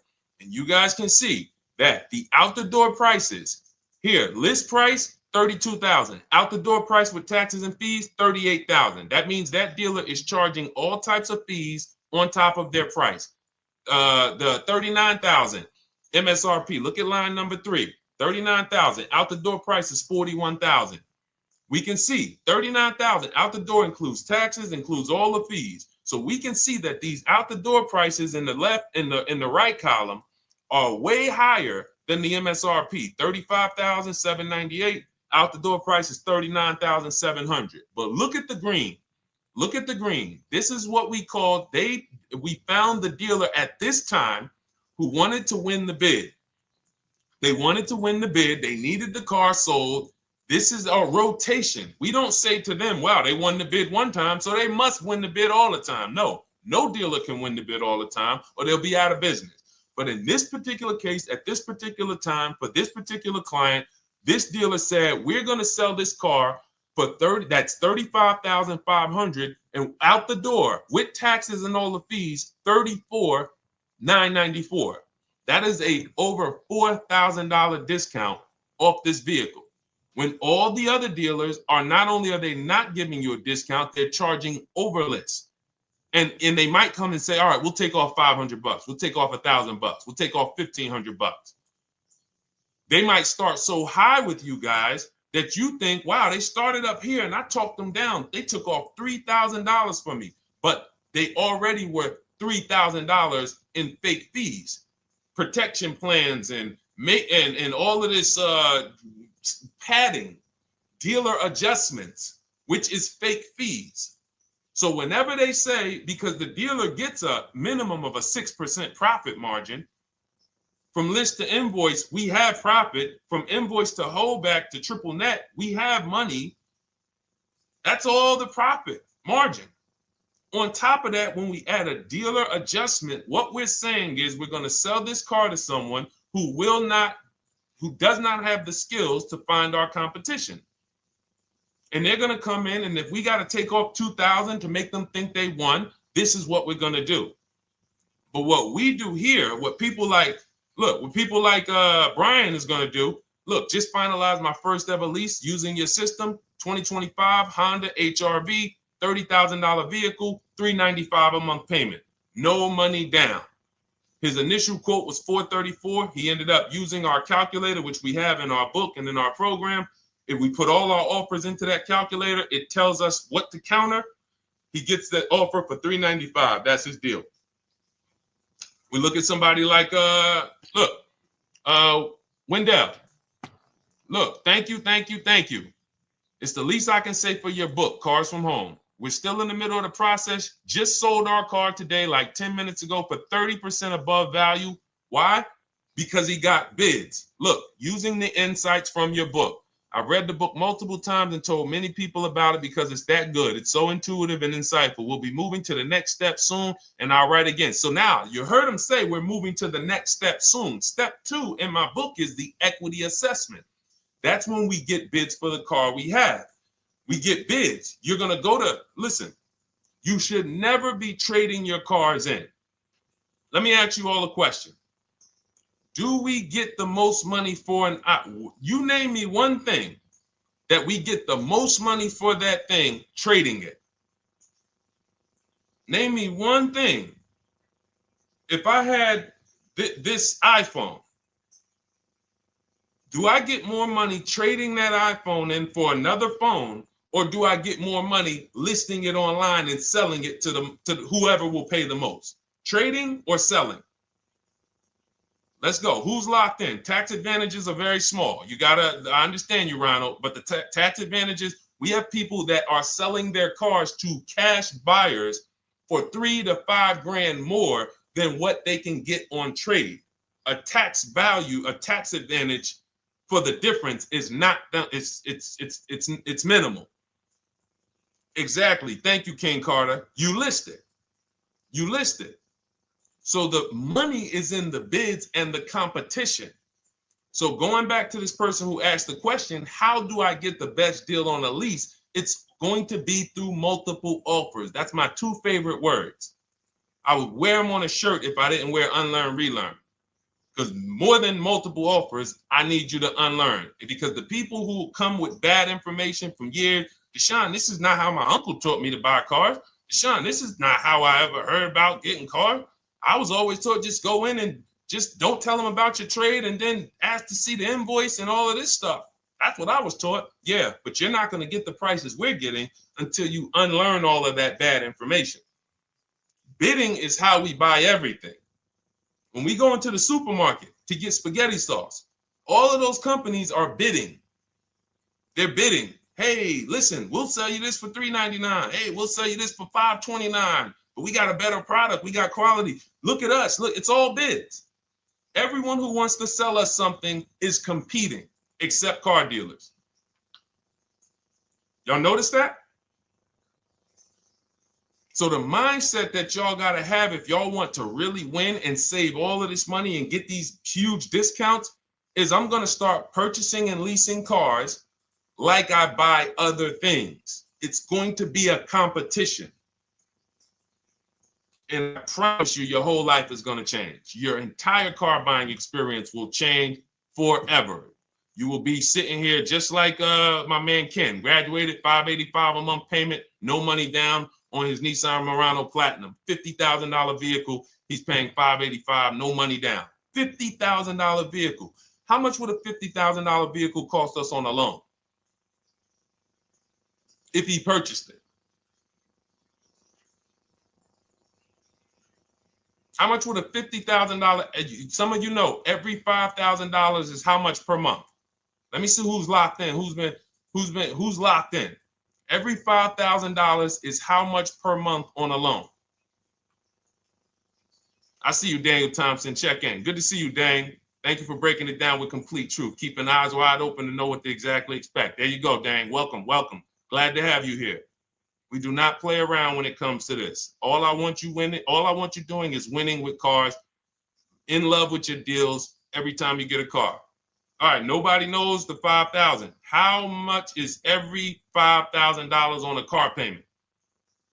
Come on, y'all. These are principles we've been teaching. Thank you, Daniel. $100. Thank you. $100. So we always want to default to a 5-year loan. I'm going to tell you why. when you default to a 5-year loan, you're in a safe position. Now, defaulting to a 5-year loan means when I look at a $20,000 car, I'm thinking $400 per month. 5-year loan, every $5,000 is $100 per month. If worst case scenario, I'm trying to get a little bit more car, then I'll go to a 6-year loan, but that's the max. I'm not going past a 6-year loan on a car. That's like going to a 40-year mortgage on a house. They're available. It's not a good idea. So when we look at these, you say to yourself, wow, a $50,000 car, that should cost him, if he did no, remember, this is a no money down deal. We're just looking at how much money we're putting in these cars. That car would cost him about $1,000 a month if he purchased it, 5-year loan, no money down. Which is why when people purchase their cars, what do they typically do? Come up with a ton of money, 10 grand, 15 grand, 20 grand, because they're going to pay into that car to try to lower that payment, because that payment. But some of us who don't have the down payment, we're financing most or all of the car. But here's the thing. I don't want you to feel bad if you're one of those people who's like, Deshone, I really don't be having those down payments of 10 grand, 15 grand, but I want to drive something quality. Exactly, I hear you. Here's the bad part about the people who are putting 15 grand down on their cars, but they're breaking the 8-year rule. This is what we call in Cars from Home and everything I teach, the most important question is how many years are you going to keep this next car? If it's not 8, then we don't purchase those cars, because here's what happens with people who go into their bank account, slap $15,000 down in a car, and don't keep the cars 8 years. And if anybody's willing to be honest, they will confirm this right here on the stream. When they go to replace that car in 3 years or 4 years, they literally have a little bit of equity. Maybe they're just breaking even. They're not getting that 15 grand back. It's gone. It's gone. Anyone who puts 10 grand down on a car and then comes back in 3 years, 4 years, all right, I had the car 4 years, 5, listen, I'm going to switch this thing up. They still have a payment. They are barely breaking even. Meanwhile, their payment was $400 or $500, almost double what it would have been if they leased a car, got a below market lease, and they drove a car, no warranty after 3 years. They're driving an inferior product. So if it sounds like I'm here to destroy people from purchasing who are not keeping their cars long term, that is the goal. Because as long as you are buying cars that you're not keeping 8 years and you buy them, you turn around and you replace them, you are going to continue to spend way more money than people getting below market leases like Ken and like a lot of other people I'm going to show you on the stream. Lots of other people. Look, dealer American Senior Benefits Plan. He's enrolled with us under his company name. Dealer MSRP on this car was $36,300. 2025 Kia Sport X line. MSR boom boom 561. Monthly payment is $400. Use the system back and forth. Got $400 a month on a 2025 $36,000 car. Once we put our taxes and fees in that would be a $700+ payment. $700 payment. He's paying $400. And y'all wonder why people are losing cars. $300 more per month to drive the same car? It's ridiculous. Imagine somebody like you, when you learn, now you're pulling up. I'm going to tell y'all one more story, and then we'll go into some more questions, because you might not remember what I'm saying. So those of you who have the book, you got this for the rest of your life. But you will remember, hopefully, a story. I'll tell you about my neighbor. So my neighbor finds out that I'm into this car business and that I educate. And he said, hey, Deshone, I was watching some of your videos and I come across this 8-year rule that you teach. And his wife had actually had a Kia Telluride. Popular vehicles, probably been one of the most popular SUVs, that the Palisade, since 2007, 2019. Super popular vehicles. People were charging $5,000 over sticker for them during the pandemic. People were paying it. We were getting them at discounts. Now, his wife totals the truck. She has an accident, totals the truck. She's fine. Truck is totaled. He was financing it. He said, Deshone, I see this 8-year rule thing, man, and I don't keep my cars 8 years. I said, okay. He said, so I'm thinking I should, like, you're saying I should be shopping for a lease on my next one. I said, exactly. I said, make sure you get multiple offers, because if you just walk in and say, hey, work me up a lease, they'll give you the same payment you had on the purchase. And then they'll tell you something ridiculous that they want you to believe, like, hey, the lease is the same price as the purchase, so you might as well just purchase it. And people believe this stuff. Now, I said, you get multiple offers, stay at home. He calls me, he says, Deshone, I got the new version of the Telluride, new. I'm paying $479 a month. He's $497, and then he said, I think he put down like $1,000, bring it down to $479. $497. He was just paying $800. Do you think anyone can tell him anything about leasing? He's pulling up in the same exact truck. In fact, a newer version. He knows he wasn't going to keep the car long term anyway. He's not going to pay it off and then keep the car and have a paid off Kia Telluride for 10 years. That's not what he does. He keeps them 3 years, 5 years, 7 years, and then he replaces them. So why is he paying $800 a month for years, no warranty, when he could be driving brand new ones for $497 a month, problem free? But as I said, some people are determined to pay more. But the people who, once you get this leasing thing, if you're not keeping your cars, it will change your life. Now, again, I got a car I'm purchasing, we're keeping it. Anything you are buying, keeping 8 years, forget about leasing. It shouldn't be a thing. Who keeps their cars more than 8 years? Let us know. You're an 8+ year person, let us know. In fact, I don't even want to ask, who has a car right now that they've had more than 8 years? And then we'll answer. I want to get Kathy's question too. And then let's get some purchase questions. Let's get some used car questions. Let's get some bank financing questions. We do it all here. But one of the most misunderstood subjects is this leasing thing, and it is costing you guys thousands of dollars every year. And you're driving old cars with no warranties, paying high payments on them because somebody told you you should be purchasing cars. I'm here to tell you they owe you money. They owe you money. All right? So who has a car right now that they've had more than 8 years? Let us know. How many years have you had it? And by the way, for those of you who just joined, this is our Tuesday, May 6th live. We are live every Monday through Thursday at 12 noon Eastern time. So for those of you who are here catching us live, that's when we're live. We will rebroadcast this and replay this show throughout the rest of the day for those who could not catch it, or if you had to jump off, go back to work. You're like, oh, I got to go back to work. You can catch it on the replay throughout the day.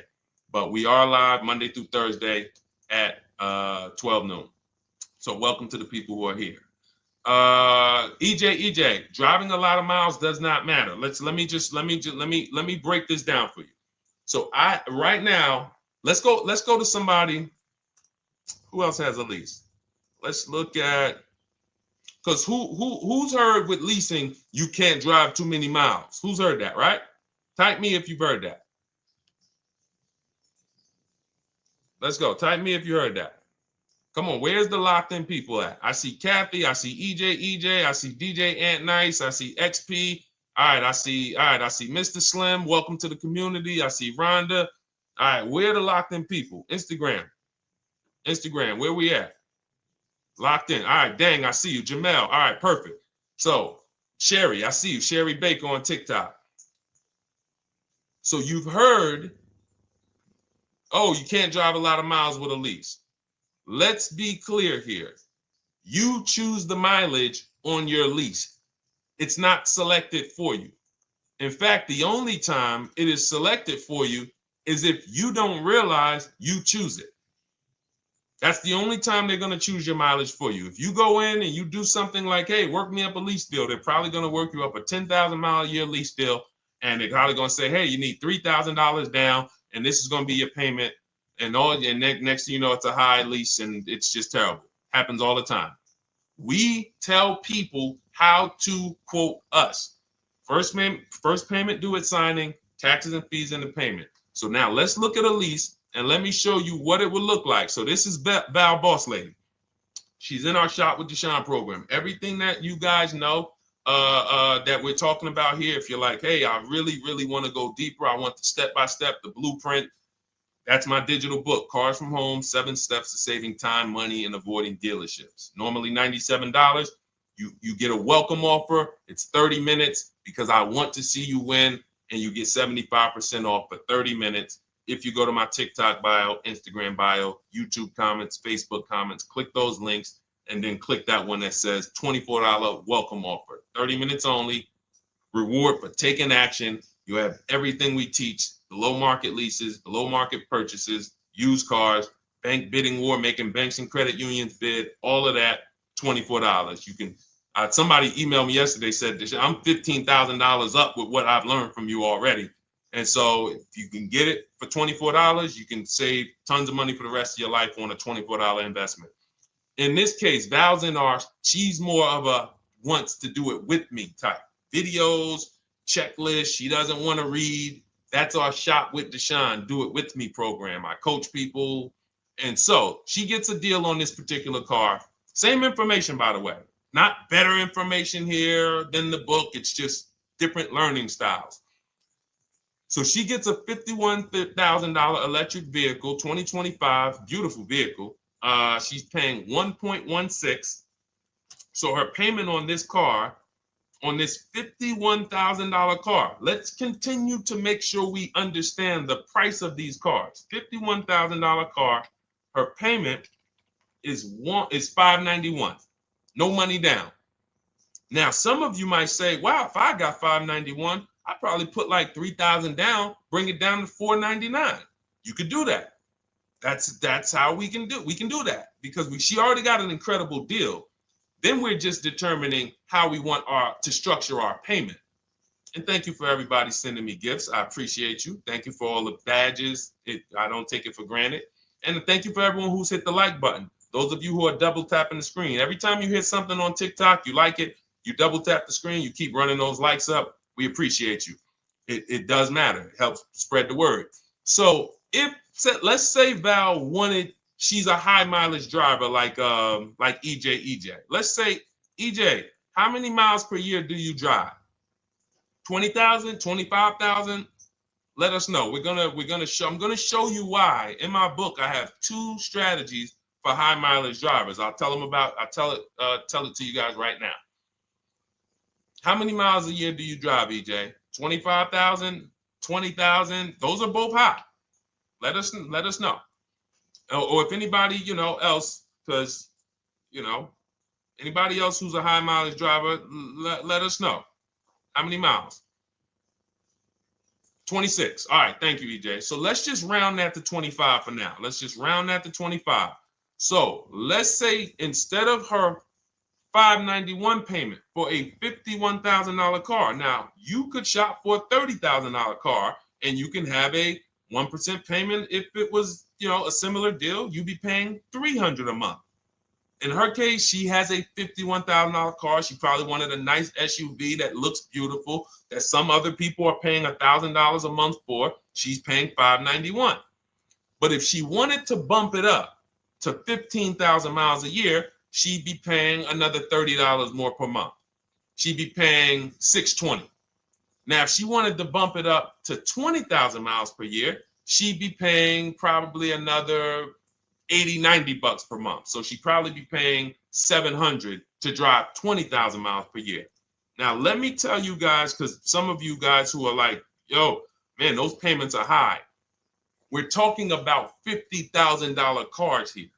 So if you were shopping for a $30,000 car or $35,000 car, naturally, if we took the same exact numbers, let's take a $35,000 car, 1.16 lease.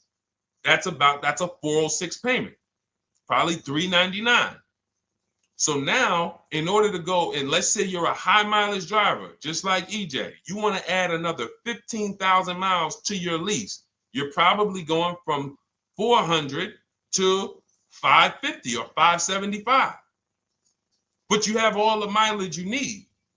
And here's the beautiful thing about that. If I'm paying $175 more per month, but I get all the mileage I want, and when I drop this thing off, I get a new one, I don't have to worry about negative equity, and I put no money down. That is way better than what most people are doing out here, what everyone's doing. Because I'm gonna tell you what most high mileage drivers do who don't put money down. They will go in, buy a car, take a super long loan, 6 years, 7 years, just so they could afford the payment. Now, here's what happens. They drive the car, they put 25,000 miles a year on it. They come back in 3 years or 4 years, and they say, wow, I got 100,000 miles on this thing already. Let me go and swap out the car. What situation are they in at that point, guys? You put 100, you got a 6-year loan, average loan. You drove 25,000 miles per year. You put 100,000 miles on the car in 4 years. You come back, you still have 2 years of payments left. 15 grand negative equity. I used to see it all the time. Thank you, I am rich. Locked in on Instagram. I see you. Locked in. See it all the time.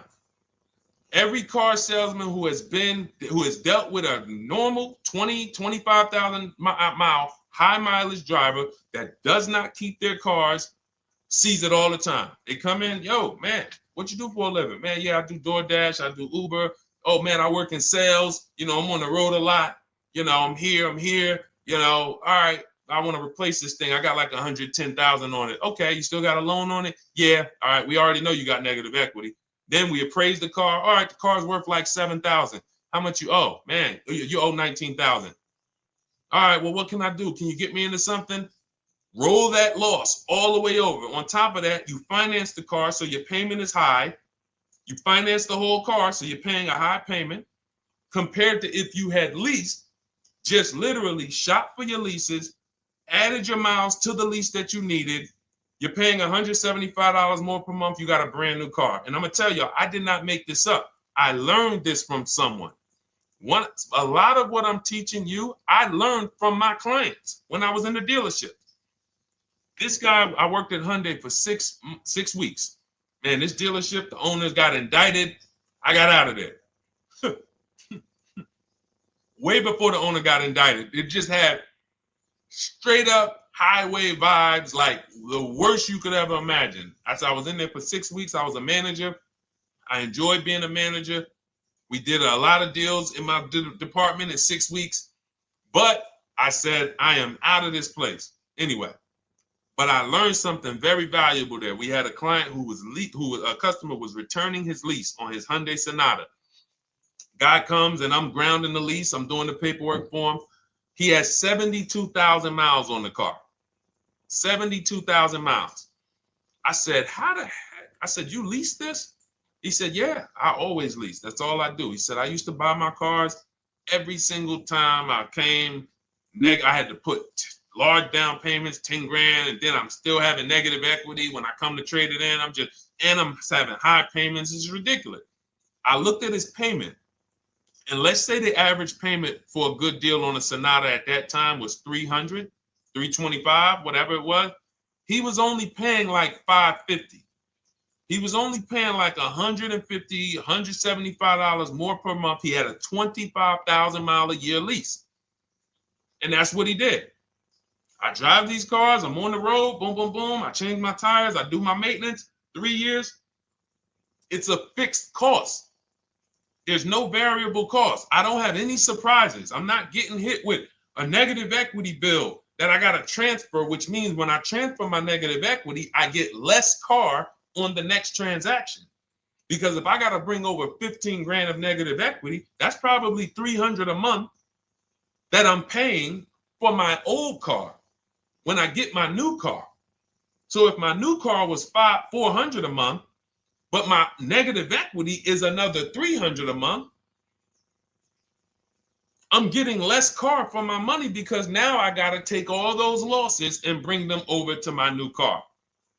This is high mileage drivers and people who don't understand leasing. That's why you're losing so much money. And when you just flip the switch and realize Deshone is not talking to me emotionally, I am not talking to you about never do this, like these other people who say this, do this. This is how you buy a car. They never talk numbers. Y'all notice that? You notice that, right? You never hear them talk numbers.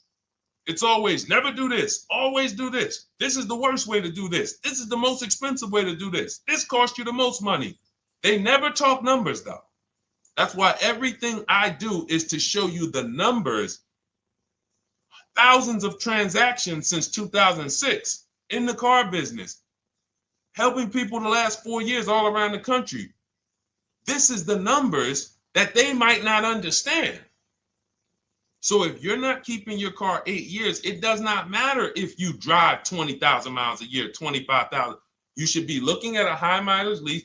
Or my second strategy for high mileage drivers is this, because some of you want a nice car. This is for my people who you're like, man, Deshone, I'm on the road. I got my car that I do my work in. I kind of, slep it around. I don't really want to lease something and then put, that wear on it. I got stuff, I'm throwing bags in the back, whatever it may be. There's a strategy we created called 2 cars, 1 payment. And what will happen is your first car will be a purchase. And if you have an existing car, you're going to keep that. So let's say you have a car now, you're driving a lot of miles, you're doing your 25,000 miles a year. You pay that car off. You keep that car, and then you go and you lease you something nice, regular mileage. So you might get a 12,000 mile a year lease, and then you drive 12,000 in your mileage car, 12,000 on your nice car. Because some people are like, I want a car that I could, when I need to go somewhere nice, this is what I want to drive. When I'm with my family, this is what I want to drive. But when I go to work 5 days a week, I'm going to drive my mileage car, 3 or 4 of those days, and then I'll take the lease maybe 1 of those days, and I'm splitting the mileage. You still have 1 payment. It's low. And then every couple years, you replace the mileage car or you replace the lease car, and depending on when the lease is up. But you want to keep that, and that mileage car should be something that will last. Ideally, something that you can get 200, 300,000 miles a year out of that car, because that's what that car is there for. Man, I'm hopping in this thing, man. Oh, transmission went out at 170,000 miles. Go get you a rebuilt transmission, boom, boom, drop it in there for $2 grand, get another 80,000 miles out of that car, but you still got your lease car and you're just splitting the mileage. Both of those are short-term strategies for high mileage drivers. That is not for long-term people. If you're a long-term person, I keep my cars 8+ years, forget about leasing.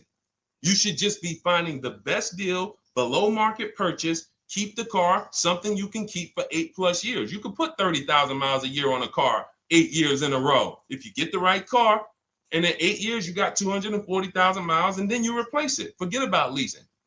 This is only for you guys not keeping your cars 8 years. You're getting killed on depreciation. You're paying tons of money. This is you are the people who should be leasing. Okay? So everything we're talking about this is the Cars from Home system. We teach this. I'm not freestyling this. This is in my book, digital book, Cars from Home, 7 Steps to Saving Time, Money, and Avoiding Dealerships. We have two strategies for high mileage short-term drivers, 1 strategy for high mileage long-term drivers. And so if you want your copy, you can get it for 75% off. That's our welcome offer to you. As a 30 minutes welcome. Thanks for being here. I want to reward you. If you want everything we teach in a step-by-step way, go grab your digital copy.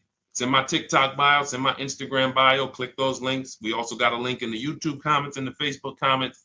Grab your copy. And make sure as soon as you purchase, screenshot the thank you page. You're going to see thank you for your purchase. screenshot this page because it has my support team's email on there. And then there's a link for you to open the book right there. You can save it right to your computer or right to your phone. Okay. But and we also have a special for those of you who are like Deshone. What about that, video checklist and coaching program? That's lifetime access to my video checklist. You're like, maybe Deshone, I don't really read. I like step-by-step videos. And also, I want to be in your Facebook group. We have 1,600 people before you that are in that group, 2,300 people that are shopping with us that have a lifetime access to our video checklist. We have a $200 special for that welcome offer. And so I'm always about rewarding people for taking action with a special offer. It's limited time though. And so get in where you fit in. All right, let's keep it going. Thank you, Corey. Said amazing knowledge. Thank you. And I'm glad I saw somebody said that's a great idea with the 2 cars. Thank you. It's a great idea. All right. You've convinced me to lease my next vehicle. Awesome. Awesome. Does your service shop for lease terms on the car? Absolutely. If you qualify for done for you, that means you just want to relax. That means we only shop for new cars and leases for people, new purchases and leases. And you have to have a FICO score over 670. But yes, here is a market report that we prepared for a client. Let me put on do not disturb. Here's a market report we prepared for a client. Okay, so I showed you that that's an Infinity. We didn't even finish that. We had just started for this client. But this is, do I have one here? No. Do I have a lease market report here? Yeah, right here. So that's an example of what a Kia, this is a particular Kia lease where their best offer was a 1.27 offer. Now, here's how you know you found the bottom of the market. And again, whether you're using the book or whether you're calling around, again, you can call around to do this. The key is not going into dealerships. You cannot do this going in. Once you get your offers, you know you found the bottom when your best offer is between $150 to $200 less per month than your worst offer. And if you're purchasing, you should see a spread of between $3,000 and $5,000 minimum between your best offer and your worst offer. That's when you know you've shopped correctly. Because until you find the 80% dealers, you have not shopped correctly. If you're like Deshone, these prices still seem close. You have not found, you're talking to the 80%. You haven't found the 20% yet. Because the 20% is going to be that $3,000 to $5,000 less than the 80%. That is just the numbers. That's the way it works. So yes, so when some cars you're going to see that the lease program won't allow for a 1.1% lease. The best offer, we've shopped Hyundai Palisades for years, and I got my dad one back in November, and his best offer is around 1.3, 1.28. That's the best I've ever seen on a Palisade. I've never seen a 1.1 on a Palisade. I've had people in our Charles, some of you know, I posted pictures of him when he got his Palisade last year. We clear out the old pictures because we got a bunch of new people with 2025. So we're not going to sit here and talk about 2024s anymore. We got Ken, we got Melissa, we got Sheree, we got a bunch of new people, just Ralph. We're not going to, but I do remember posting Charles who got his Palisade and he's like, he shopped, used the system, got his multiple offers. Best deal was 1.3. So that's where it comes in at because of the lease program. That dealer is already taken off to win the bid, probably taking off $5-6 grand. But if they don't have more rebates and more incentives and then it's not going to lead to a 1% lease. So the 1% leases come from major incentives. Maybe sometimes they have too many of the vehicles. They want to move them. Lots of bank support. But what I tell you is you should be looking for between 1.25 and 1.5. That's how you should budget for a lease, between 1.25 and 1.5. That's a great deal. And if it has a really aggressive lease program, once you get your bids, you're going to see it fall under the 1.25. You see it fall into 1.1, 1.2. but we don't know what the lease program will be until after we shop for that vehicle. Okay? So yes, absolutely. It's an empowering way to shop. It's also fun because you can see, man, I'm not begging anymore. Like these people are like, please do business with me. Please do business with me. You know, and then you start to feel bad for everybody who's still in those dealerships doing it the old way because you know they're talking to the 80%. There's no way they can win. They don't even know there is an 80% to realize that's who they're talking to. So when the dealer says, all right, I'll take off $4,000, they're like, ow, I won. Man, the dealer took off $4,000. But if they saw the whole market, they would understand that that dealer actually is overpriced by $7,000, $10,000. So taking off the $4,000 means nothing. It's just sad. It's a sad thing. And that's why I spend my time trying to convert you guys from negotiating one-to-one to getting multiple offers so that you can see for yourself. All right. Thank you, Julie, name Richardson. Thank you for sharing. XP got the number 2 gifted badge. Forgive me because I don't really know what that means, but I just know that's what it's saying. So I appreciate it. Thank you, Corey22. Sherry Baker, thank you so much. Number 1 gifted badge. All right, let's go to some more questions. We got some more questions. Dolan, I'm sure you got a lot of them. And what I'm going to do for the rest of the broadcast is just try to do rapid fire questions and answers. Okay. And if you guys want me to go deeper on any particular subject, then just feel free to say, hey, could you go deeper on that? How do you get a car loan with bad credit? Well, we have a resource. It's not our company. We have nothing to do with them. But we always try to stay up to speed on who's financing people with bad credit, because the goal is you don't want a dealer controlling your financing. Somebody just came up to me. He's a neighbor. He's like, aren't you in the car business? I said, well, yes and no. He's like, well, listen, I got a connected Acura. Anybody you send me, they get anybody approved, I'll give you $1,000. I said, okay, cool. Thanks for the information. For them to give me $1,000 just for sending the customer, and he's also a middleman, he's not a salesman, how much money are they making on the customers? If they're going to give me $1,000 just for sending someone with bad credit to them, how much are they making on the deal? Arms Reach, congratulations. Just got my book. You use it when, please send me your email testimonial. Well, as you use it, just as you do your equity assessment, everything, email me. Congratulations. How much are they making? We can imagine, right? If they're giving me $1,000 just for bringing them the customer. So this is what happens when you let the dealership control the loan. Because why do we separate? All right, I'm going to break something down I call the 3 pillars of great car deals. Three pillars. You can't get a great car deal without maximizing each pillar. And some of y'all that have been with us for 3 years, y'all already know the 3 pillars. First, who you buy your car from. Second, who you get your loan from. Third, who you sell your old car to. That's 3 separate transactions. The car business has trained you guys to give them all 3. All 3. The car business has trained you guys to give them 3 transactions. Anytime you purchase the car, who's done this? Be honest.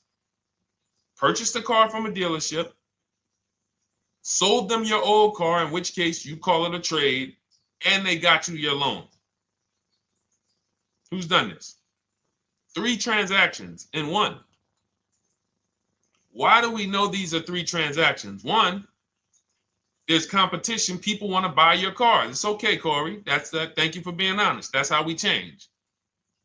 The reason why we know that these are 3 transactions, because there's people who want to compete in every one of them. There are people who want to buy your car.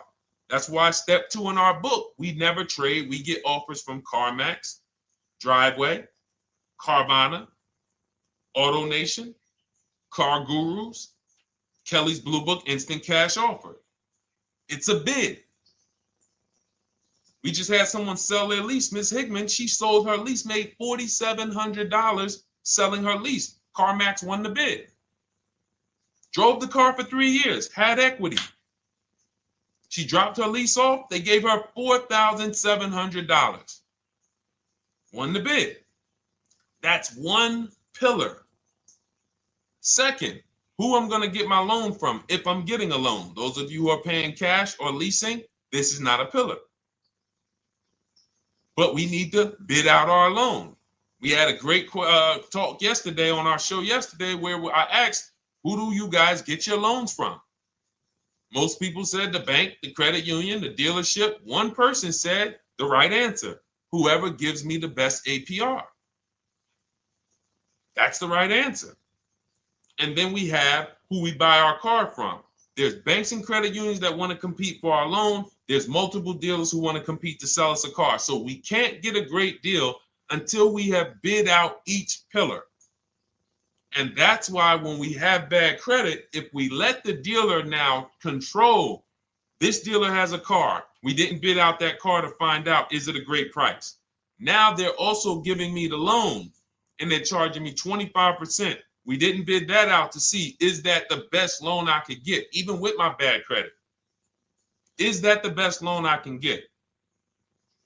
So the key, what you want to do first if you have bad credit is I'm online looking for anyone who will finance me with bad credit separate from the dealer.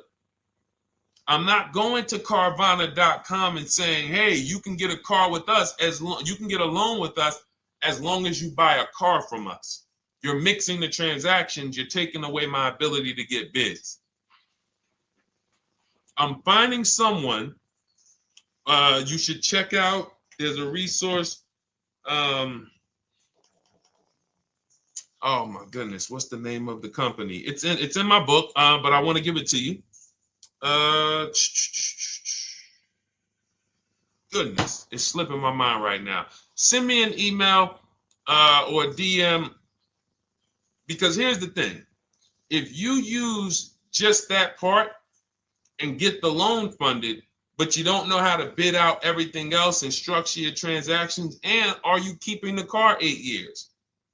Because if you're not keeping the car 8 years and you're like, Deshone, I hear you talking about leasing, I'm not keeping my car 8 years, but my credit's not good. The only purpose, if you telling me that I could be driving brand new cars for cents on the dollar, but I don't qualify right now, this car that I'm going to get is to set me up. So I'm not going to get a $30,000 car. I'm going to get me a $12,000 car, $10,000 car, the cheapest car I can get a loan on so I can establish a payment history. And once I establish a 2-year payment history, yeah, I'm going to drive a car less than what I could drive. I got the money. I could afford more than this. But you're not setting yourself up for the right transaction. You should be setting yourself up and saying, all right, I'm going to sacrifice with this car, drive something that I know this is not my ideal car, but I'm going to build 2 years of payment history. So when I go and I swap into my lease in 2 years, I'm out with a brand new car. I'm paying cents on the dollar and I won. But it was a plan. It was a long-term plan. This is the second most expensive purchase of your life. You can win every single time, or you can lose and set yourself and your family back 5 to 10 grand each car or more. Every time you get a car, it's 5 to 10 grand more you're coming out of your family's bank account than what could have. Then you got the car breaking down. Now you got tow trucks, all because you don't have an actual plan you're rolling out. And that's what I see a lot of people do with bad credit. Oh man, I got bad credit. I'm just going to go and get me something. I could afford $600 a month. And they go and buy the most expensive car. But because 25% interest is on the loan, they're not getting the most car for their money. Now, 3 years down the road, they're going to pay the high payment, still have negative equity because their interest is so high. And then they go and swap and do it again. And because the payment's so high and the car is older, because they want something fancy, but they really can't get that because, again, the interest is high. That's eating into their budget. Now, they're going 3 years down the road. They missed 3 payments. They were late 3 times, so they're no closer to leasing. Credit's still bad. This is disaster. So if you're a long-term person, I break it down for you guys into two groups of people: long-term, short-term. Long-term high mileage driver, short-term high mileage driver, different plan. Long-term bad credit person, short-term bad credit person, different plan. If I'm a long-term person with bad credit, here's what I'm doing: finding the absolute best car I could find, getting bids, either new cars or used cars. We got the strategies for both. You can use the marketplaces, cars.com, Car Auto Trader. We got a whole strategy for how we find used cars, but you find that car, you pay your loan of 20%, 19%, 18%, if that's the best you can get. Because here's what you're going to do. In 2 years, you're not swapping into a lease. In 2 years, you've established a payment history, you fixed your credit, and now what are we going to do? You got a quality car. You're not thinking about trading it. You're not thinking about replacing it. You're like, man, this is my car. It's a great car. I'm just paying daggone 20% interest. What do I do now after 2 years? Now that my credit is good because I got a quality car, dependable car, I focused on fixing my credit over 2 years. What am I going to do after 2 years? Anybody?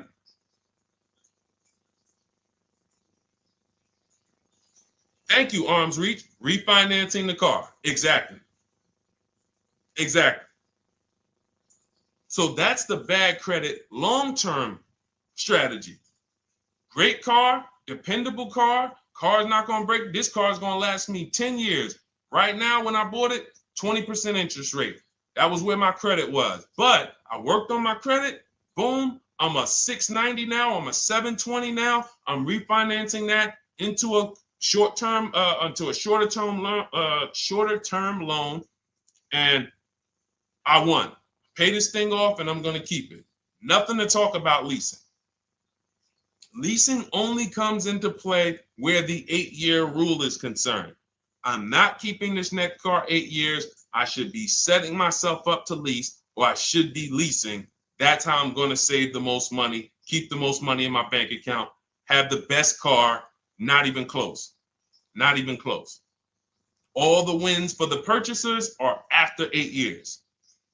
People who are like, man, Sean, I got a car, man. I had this thing 12 years, man. It's been paid off for 6 years. I ain't had a payment. I love it. Long-term purchaser. You won. You won. Who's in that situation? Who has a car outside that they've had for more than a decade? Paid off. You can give it to your son. You can give it to your daughter. It's an extra car. That's purchasing. That's the wins. That's what we call the reward stage of purchasing. But you got to get there. All right. All right. Let's go. A lot more questions. We got probably another 20 minutes. We'll stay on. So let's keep it moving. But again, Lynn Buzz. That's the company. Lend, Lendbuzzz. They started, I started seeing them about 18 months, 2 years ago, and they were loaning to people with, international students, people who didn't have credit. You want to try to find a place that will fund you independent of the dealership. That is what your goal is at all times. Independent of the dealership. Here, you qualify based on your income and your credit. You qualify for $18,000. Go find a car now. That is what you want.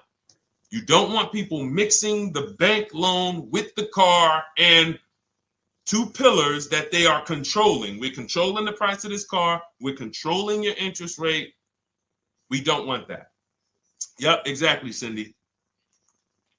For those who just joined, this is our Tuesday, May 6th live. We do these lives Monday through Thursday at 12 noon, so you can tell your friends, family. We wanted to now come up with a constant and consistent time where I can meet with you guys. If you don't have, if you can't stay the whole broadcast, we will replay these throughout the day, because sometimes people got to jet back to work. They're watching us on the lunch break. You can catch up on the whole rest of the show throughout the day, all the way up until tomorrow, and then over the weekend, we'll play a whole compilation of all the shows for people who really want to dig in and hear all the questions that we answered throughout the week on, Monday through Thursday. But if you want to join us live, set your calendar, set an alarm, meet us on any channel. We're on TikTok, Instagram, Facebook, and YouTube on the Deshone the Auto Advisor channels, 12 noon, Monday through Thursday.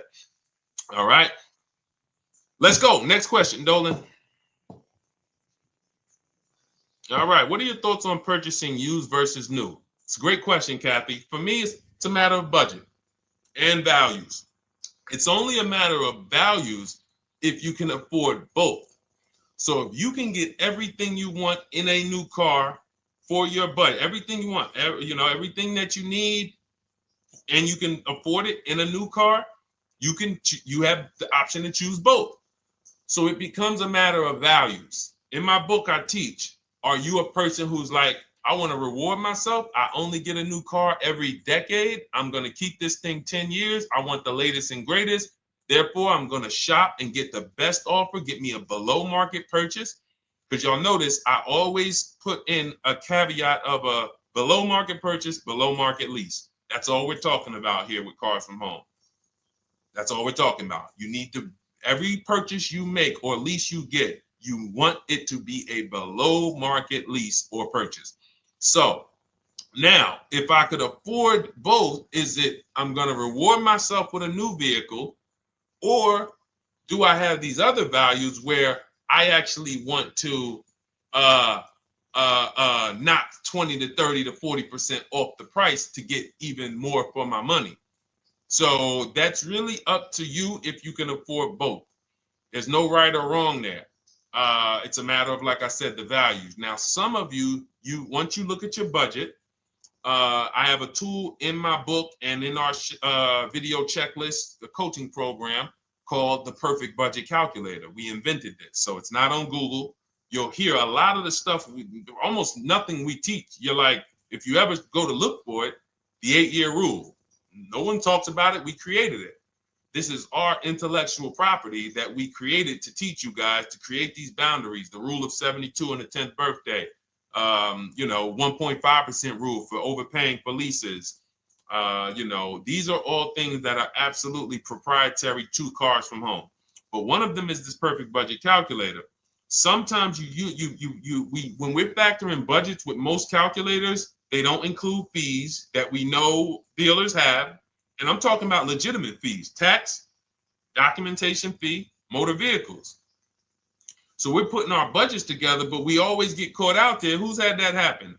You got it all figured out. You get to the dealership, you bought the car, and they're like, well, what are you going to do with the fees? Because you got $3,000 in taxes and fees. And you're like, oh, where'd that come from? Sometimes they're lying and sometimes it's legit. But none of these calculators factor in the fees and everything like that. So we created this perfect budget calculator that does. But here's the thing. Once you find out what your budget is, even if you're budgeting with a normal calculator, just add a couple thousand to account for the taxes and the fees. But you might see, I can't get everything I want in a new car for this budget.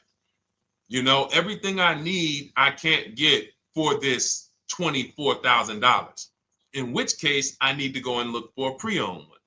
So that's why I said, in reference to your question, Kathy, what are my thoughts on purchasing used versus new? It's a matter of values and budget. Budget first, because budget will determine if you can afford both and get what you want.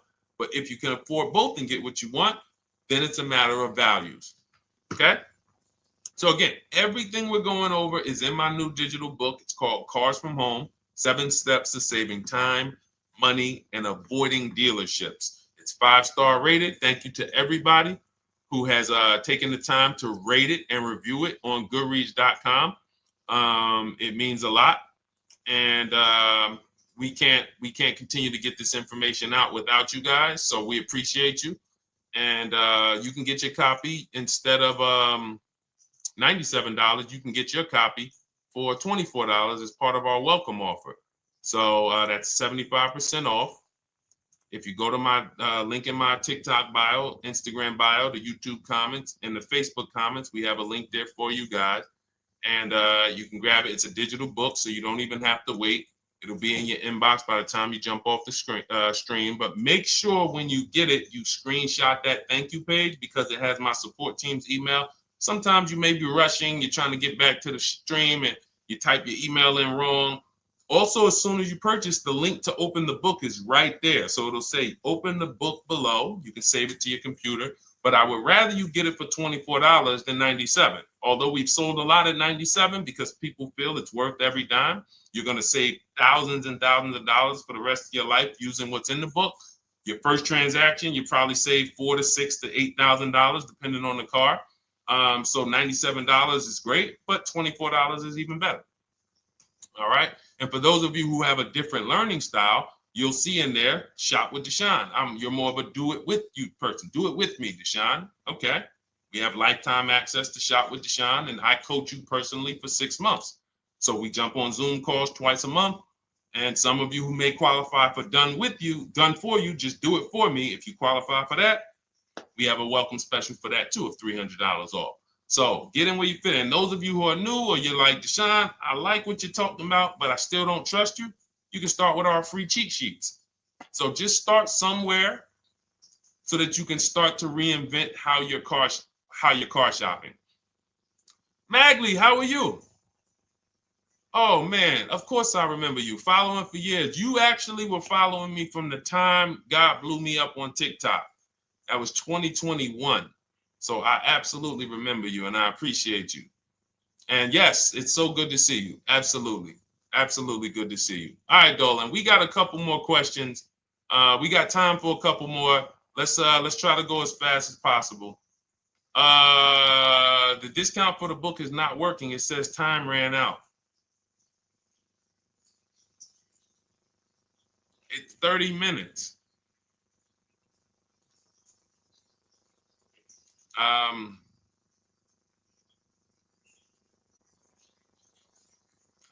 don't know.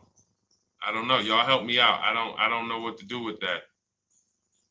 I'm sorry. If the welcome offer for $24 was not really 30 minutes, then that means I'm just lying to you. You know what I mean? I'm just like, oh yeah, it's 30 minutes, but come back in 2 hours and it'll still be, you know what I mean? It's, start with the cheat sheets. You know what I'm saying? Like start with the cheat sheets. Get yourself your free cheat sheets, and start there. And when you feel better about working with us in some capacity, you go to the next step. Start with the free cheat sheets. All right, let's go, Dolan. So I'm a new driver. Should I be looking to be an 8-year person or a lease person? Well, I'll tell you this. I got 3 young adults. My daughter, my daughter who's 18, my niece who's 20, and then a young man that I, basically like a son to me who's in the Navy and he's 21. Well, he'll be 21 this year. So he's 20.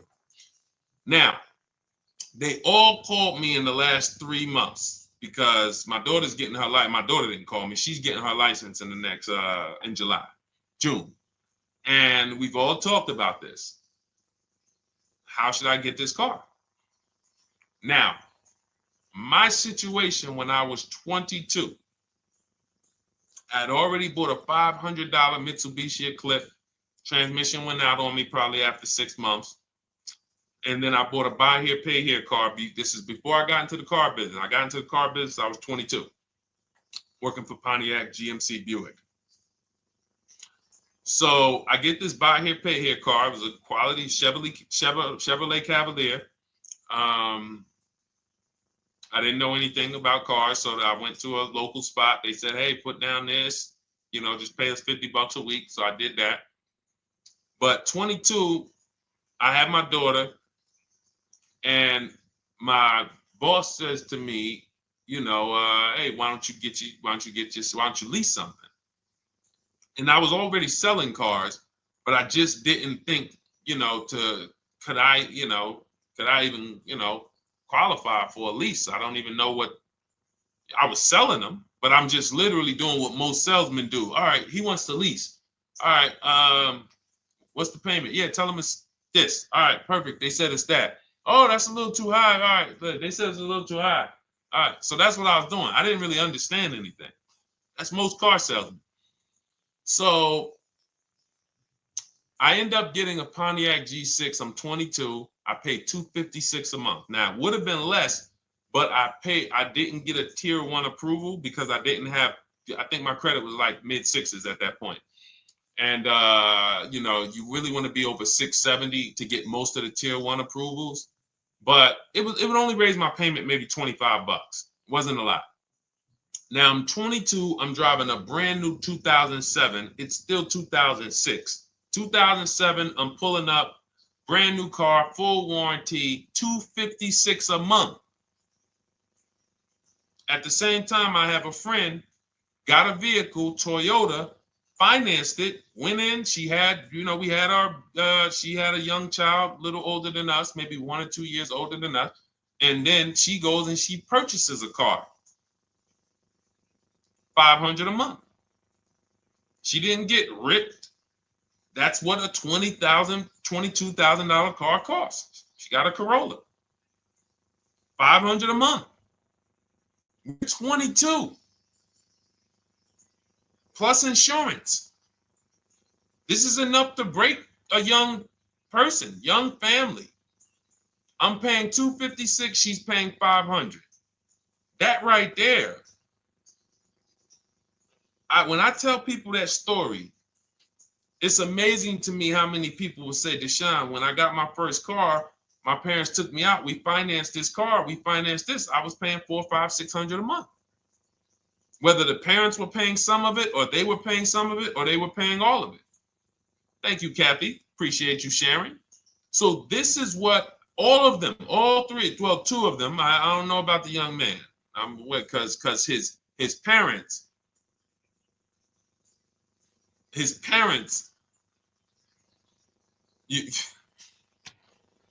I'm not going to override your parents. And if your parents tell you that they think you should buy a used car or buy a good, then okay. But I'm just telling you, when you see my daughter and you see my niece pull up in brand new cars and they have low payments and they don't have to worry about getting stranded on the road, hey, call the tow truck. Do we still have a warranty on this thing? So I would be telling, again, 8-year rule. Because if I've had young people in their early 20s who are like, I'm not even into cars. Like, I'm going to buy this and I'm going to keep this car. Like, I'll keep it 8-10 years. And I've had some people who they know when they get a better job, when they move to this, they're going to start a family. They're probably not going to keep the car 8 years. So it still goes back to the 8-year rule. Always. Always. Most people should be leasing their cars. That's how I did very well throughout my 20s. Praise the Lord, because I did not have high car payments. I didn't have cars breaking down on me where I had to be like, oh man, couldn't get to work today. Not many 20-year-olds, 23-year-olds are keeping cars 8 years. So when you're putting them in used cars, you're really setting them up for failure in a lot of cases, compared to if they were just leasing, getting look, because some people be like, wow, are $300 car payments still out there? Oh yeah, they're still out there. Just you just are shopping for the right car. I know India had her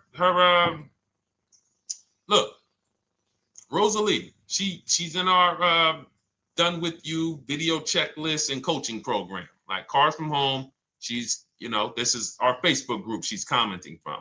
3 vehicles she got, all for her sons, all of them. A Nissan Rogue, $399 a month. That's a $36,600 car. She got a Mazda CX-30. That's a $28,200 car. Payments $339 a month. $339 a month. And then she got a Mazda CX-50 for her other son, $40,000. On top, we haven't even talked about the equity and leases and selling leases and really maximizing her equity, because she said she got $6,700 selling 2 of the old leases. $6,700. Drove the cars for 3 years, had equity, bid it out, sold 2 of them, $6,700. You're probably like, Deshone, I didn't even know you could sell a lease. My question is, how much has that cost you? So when you're looking at investing in anything we're doing, be it my book, be it Shop with Deshone, our video checklist and coaching, be it our Done For You program. One thing that we do covers everything. Your first deal, if you're moving, you're gonna be like, shoot, I got everything I just invested back times 10. That's what we hold ourselves accountable to. Just her equity alone, she made $6,700 selling 2 cars. Didn't even know I could sell leases, and I just put $6,700 in my pocket selling 2 leases. Whoa. So $300 payments. Those would be perfect cars for young people. $339, that's with no money down. Imagine if she wanted to put another $2,500 down, bring the payment down to, $275. This is the way to be moving. And those of you who are getting this, are you getting this? If you're getting this, type some dollar signs. Who's getting this? Who's getting this? Type dollar signs in the chat. Who's getting it? Let's go. Who's locked in? All right. I see you, Mario. I see you, Dane. I see you, Terry Carter. I see you. Who's getting this? Who else is getting it? Who else is locked in?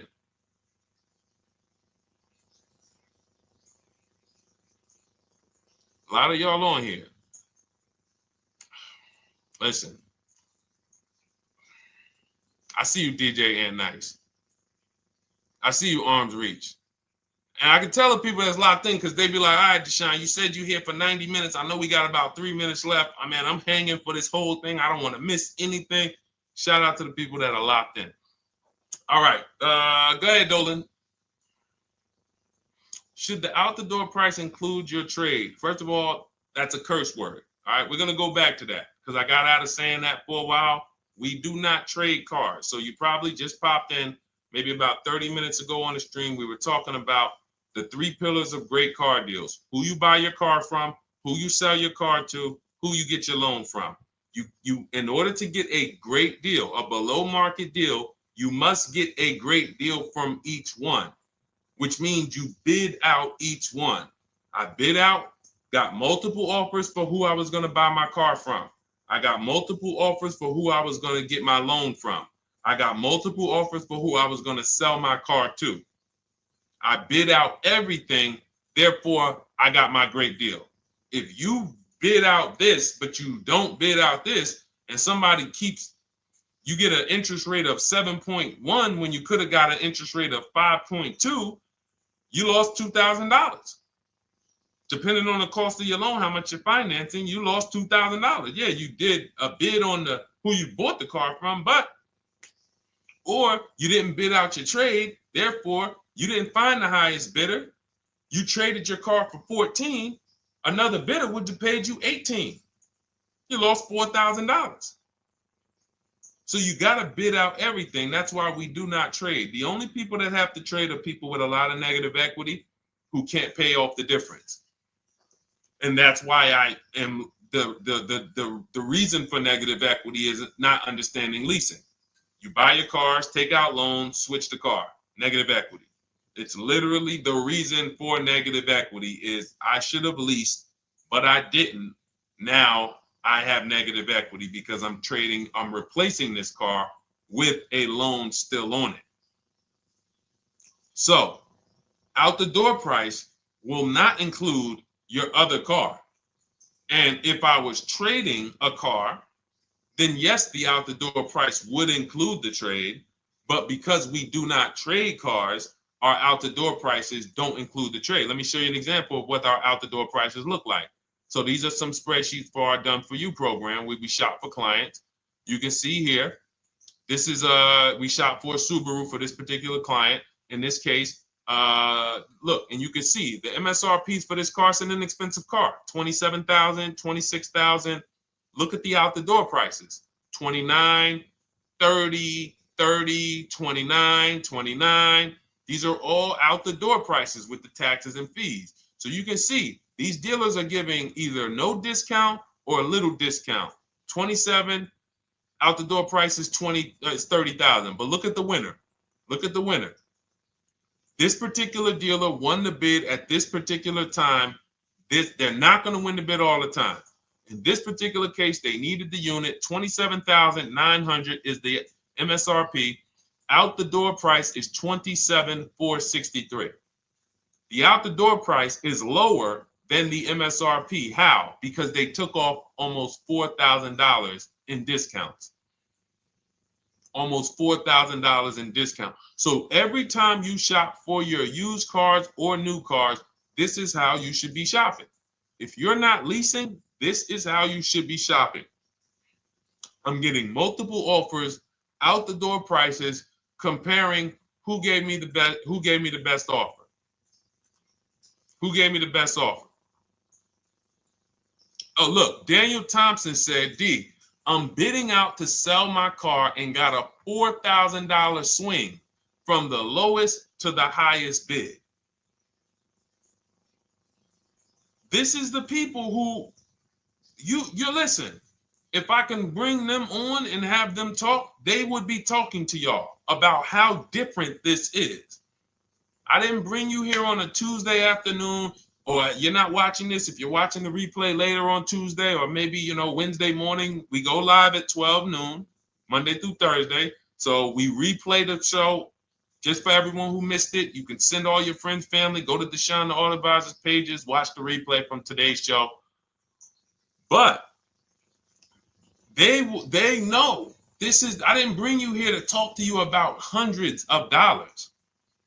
We are talking thousands of dollars at all times. There is never anything that we talk about that is hundreds. Let someone else talk to you about how you can save a couple hundred more per month. We might be talking about hundreds per month. That might be the only time we're talking about hundreds, $200 per month. But other than that, which equals thousands. We're not here to figure out how we're going to save $50 this month. No, this is big, huge money. So thank you, Daniel. Thank you for tapping in with that information. So, all right, listen, guys. Everything we teach is in a step-by-step format, because when it's not step-by-step, you'll get overwhelmed. When it's step-by-step, you can challenge yourself to stay right on this step, check it off, move to the next step. Check it off, move to the next step. Step 7 in our Cars from Home process is delivery. Step 6 is paperwork. Step 1 is the most important question, which is the 8-year rule. It's literally called the most important question. 8-year rule. How many years are you keeping the next car? Step 2 is the equity assessment. That's why you heard Wendell in his book testimonial. He said, I just completed the equity assessment and we got 30% more than the book value. Bidding it out. He said, I'm about to move to the next step. So everything we teach is step. Step 3 is deal structure, where we budget and we see, all right, how much car can we afford? What does a good deal look like? Step 4, we go shopping, which is choosing what we want. Shopping, looking, doing. We're not buying it. We're shopping the market. We're test driving. We are literally choosing what we want. Shopping, enjoying shopping. Step 5 is multiple offers. That's when we're in talking to dealers online, getting offers, getting bids.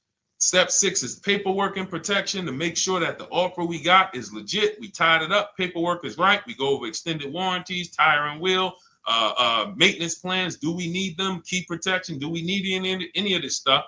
And step 7 is delivery. It is a step-by-step path. That is how people win. They're not coming into some college to learn how to be a car salesman or to learn everything I know. No, it's a path. So if you want the blueprint in book form, that's my digital book, Cars from Home, 7 Steps of Saving Time, Money, and Avoiding Dealerships. Normally $97, part of our 30-minute welcome offer. You can get yours for $24 in my TikTok bio, Instagram bio, the YouTube comments, and the Facebook comments. Click those links and then click the special $24 welcome offer. It's good for 30 minutes. And you'll save 75%. If for those of you who are like, Deshone, what about that video checklist? That is our Shop Done With You program. Cars from Home, Done With You. You get lifetime access to everything we teach, all our below market videos, and it's short videos. I want you guys getting cars in 90 minutes. 90 minutes. Not shopping. The shopping might take you longer. Deciding what you want, you might be doing that for 2 months. But once you decide what you want, I want you to be able to get below market deals in 90 minutes. That's how I do it. We're not hours and hours to get these car deals. Some of these deals we make in literally 45 minutes over a 3-day period. So that is how we do it. And you'll have access to our coaching program. We do Zoom calls twice a month, first and third Wednesday. And you have a Facebook group with 1,600 people in it that have come before you in the last 3 years. And then for those of you who qualify for shop with done for me, just do it for me, Deshone. New cars, new cars and leases only. Credit score has to be over 670 FICO. Book a call with our team. Let's see if we can help you. All of those have welcome specials. The book is 75% off welcome special. Shop with Deshone is $200 off welcome special for 48 hours. And done for you is $300 off for 72 hours. All welcome specials for people to say, all right, I'm taking action. I'm going to take advantage of a lower investment for taking action immediately. And for those of you who you're still new here, you're like, Deshone, I like the information, but I need to get, can I get some free advice first? Let me test out some free advice. You can, of course, go download our cheat sheets, and that's there as well. All of that is in the Cars from Home Toolkit.